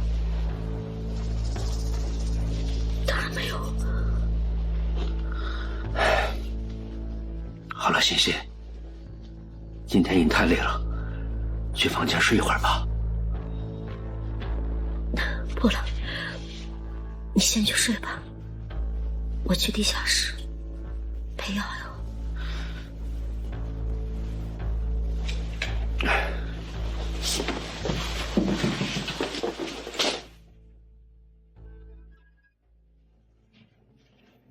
是的，那天你睡的时候穿的是黑色睡衣，可当我去叫你的时候，你穿的却是白色。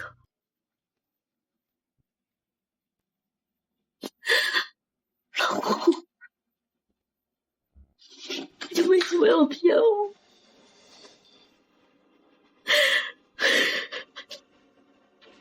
哭够了吗？哭够了，开始正事。沿途有魑魅魍魉鬼怪与妖魔，不可数。你是怎么进来的？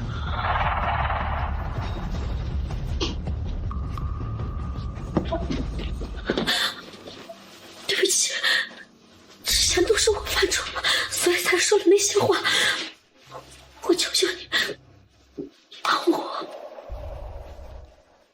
我只会帮死者完成死前的心愿，你有空求我，不如好好想想，他有什么心愿没有完成？那是不是只要完成他的心愿，我就再也见不到瑶瑶了？那能不能不完成？我不想失去他。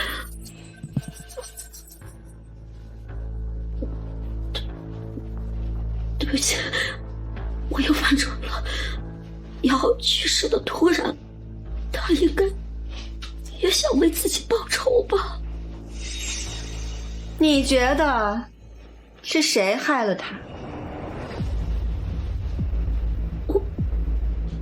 我还是不相信这件事情是他做的。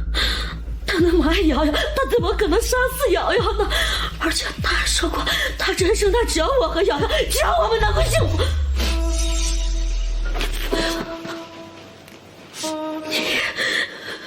是你为什么要对我说这些？你为什么要跟我说这些？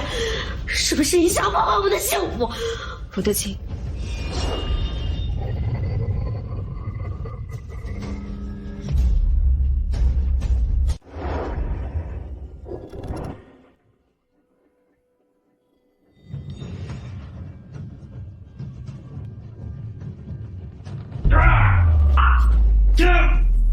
抬头！饶命！饶命啊！你再伤害我儿子，我杀了你！住手！跪下！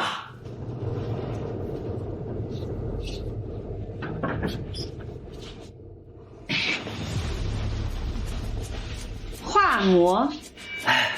饶命啊，大人！将控制解除。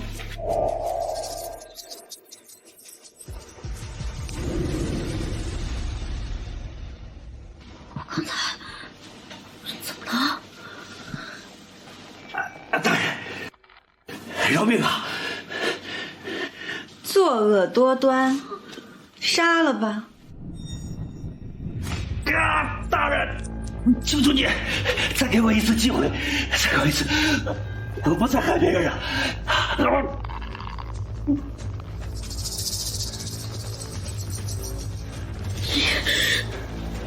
你不是我老公，你是谁？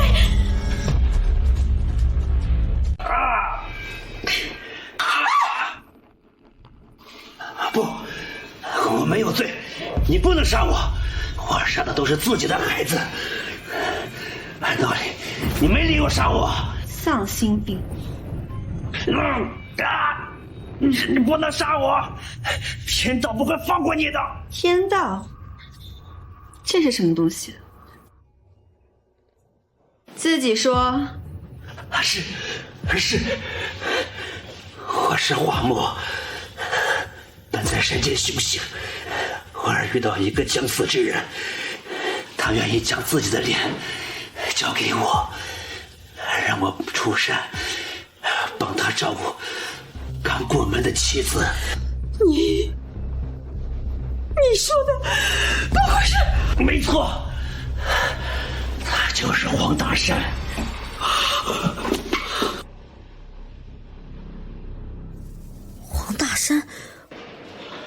王云涛的父亲。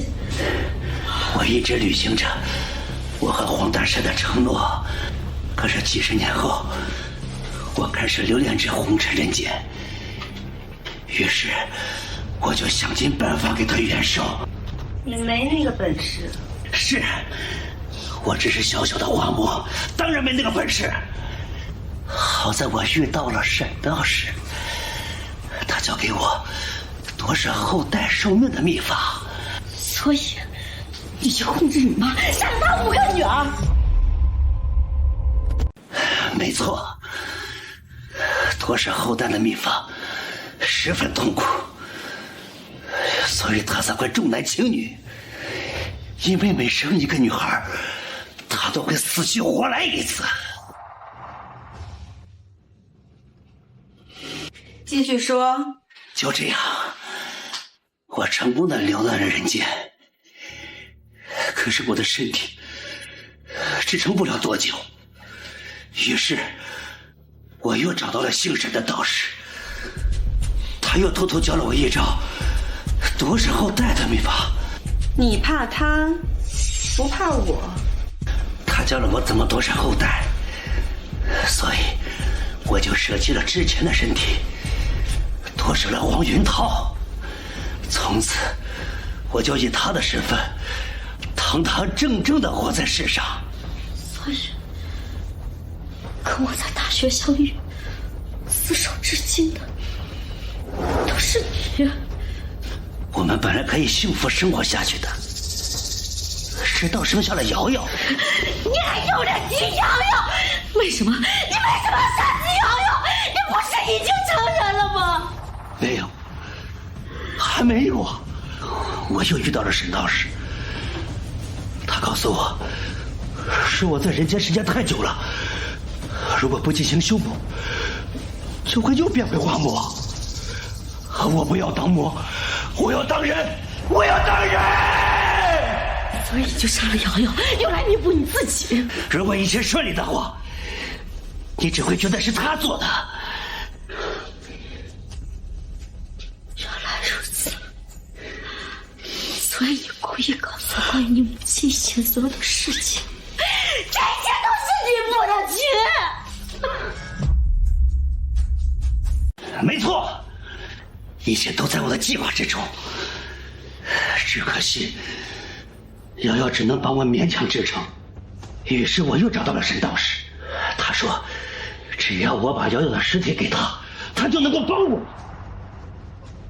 谁知道？中途出了岔子，瑶瑶的冰棺落到了周家人的手里。就差一点，就差一点呀！我就可以永远留在世上。我不甘心，早知道我就应该在外面多找些女人给我生孩子，然后我把他们就……畜生！我杀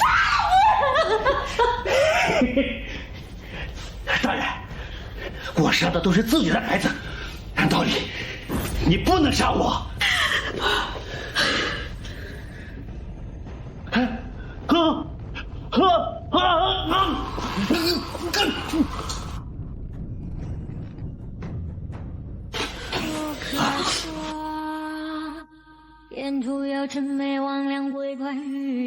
原来如此，走吧，带你去完成心愿。不但成平和顶多善恶，樱花断崖边开出花，在空庭下，应是难恋。云小姐，怎么样了？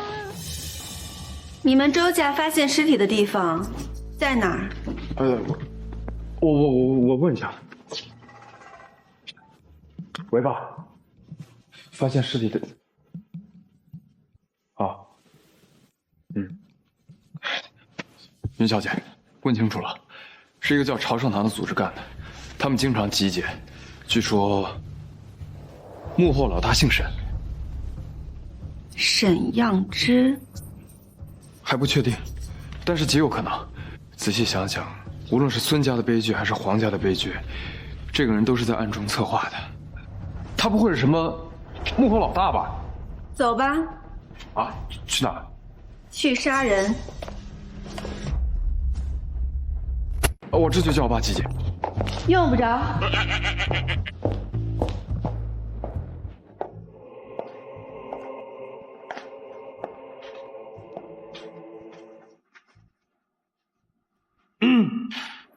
云小姐，这里是不是有点过于安静了？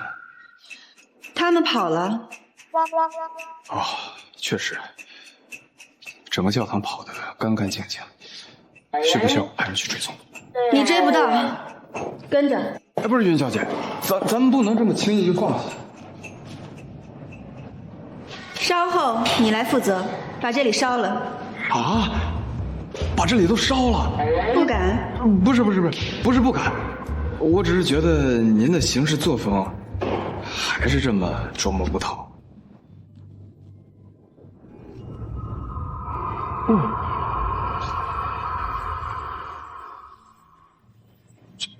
这是什么？云小姐，好温暖的感觉。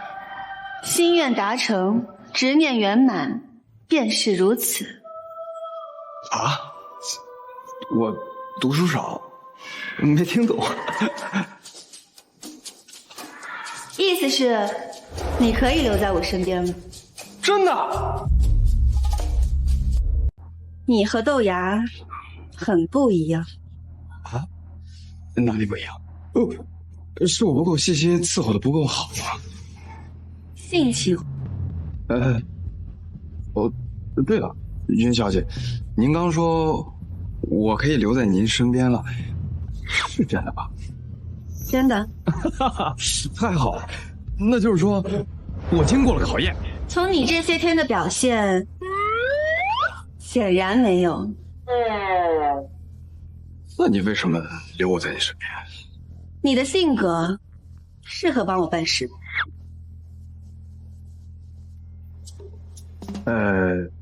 我搞不太懂。不过云小姐，您说什么就是什么，你吩咐我去干什么，我就办好。继续侦查朝圣堂组织。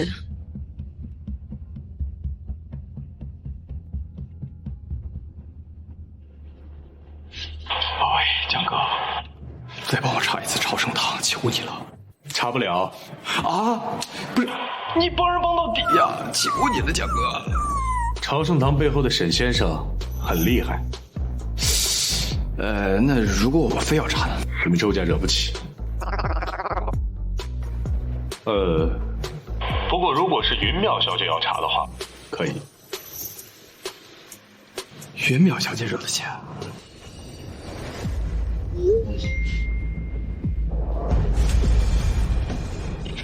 不是，你给我发一张云淼小姐的照片干嘛？你偷拍她呀？这张照片啊，是我太奶奶拍的。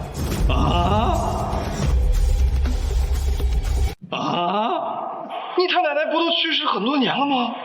在我小的时候，我太奶奶还没有过世。她时常拿起这张照片跟我讲当年的事情。她说，当年祁蒙雪山有恶龙出没，小姐听闻后出山降龙。那不是骗小孩的故事吗？起初我也是这么以为的，直到我遇到了你家那位，让我动摇了。你再看这张照片，这不是云淼小姐和她的伞吗？你觉得这尊女神像距今有多少年的历史了？看抹嘴痕迹的话，怎么说也不止短短几十年了呀。这就是我为什么说她惹得起的原因。我合理怀疑，在这个世界上就没有她惹不起的人，所以为她做事，我干。可是你爸，他估计比我更想为他做事吧。好，过来。搞定了。好，你现在立刻去备车，我要亲自前去。您亲自去，这会不会？你懂什么？现在不去，一会儿就被别人抢先了。你知不知道，从前跟在他身边的人，现在混得最差的就是周长山。周老爷子，他现在是江城的龙头人物，他混得差。小兔崽子，听着，是不是感到很震撼？我真想不到，也不敢想，如果周老爷子都算是混得差的话，那混得好的得有多好？这就是我为什么让你立刻前去拜见小姐的原因。等等，那是李家、洪家、陈家、玉营八大家都出动了。不好，他们听到消息，按耐不住了，快叫上江家所有的人，立刻去拜见小姐。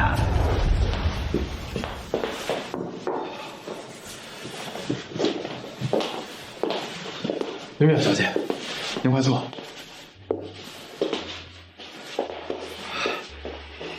尝尝。好，明月小姐放心，我时刻都盯着呢。他们很快就会传出消息的。我相信那些恶徒很快就会被我们绳之以法。你叫的人太多了啊！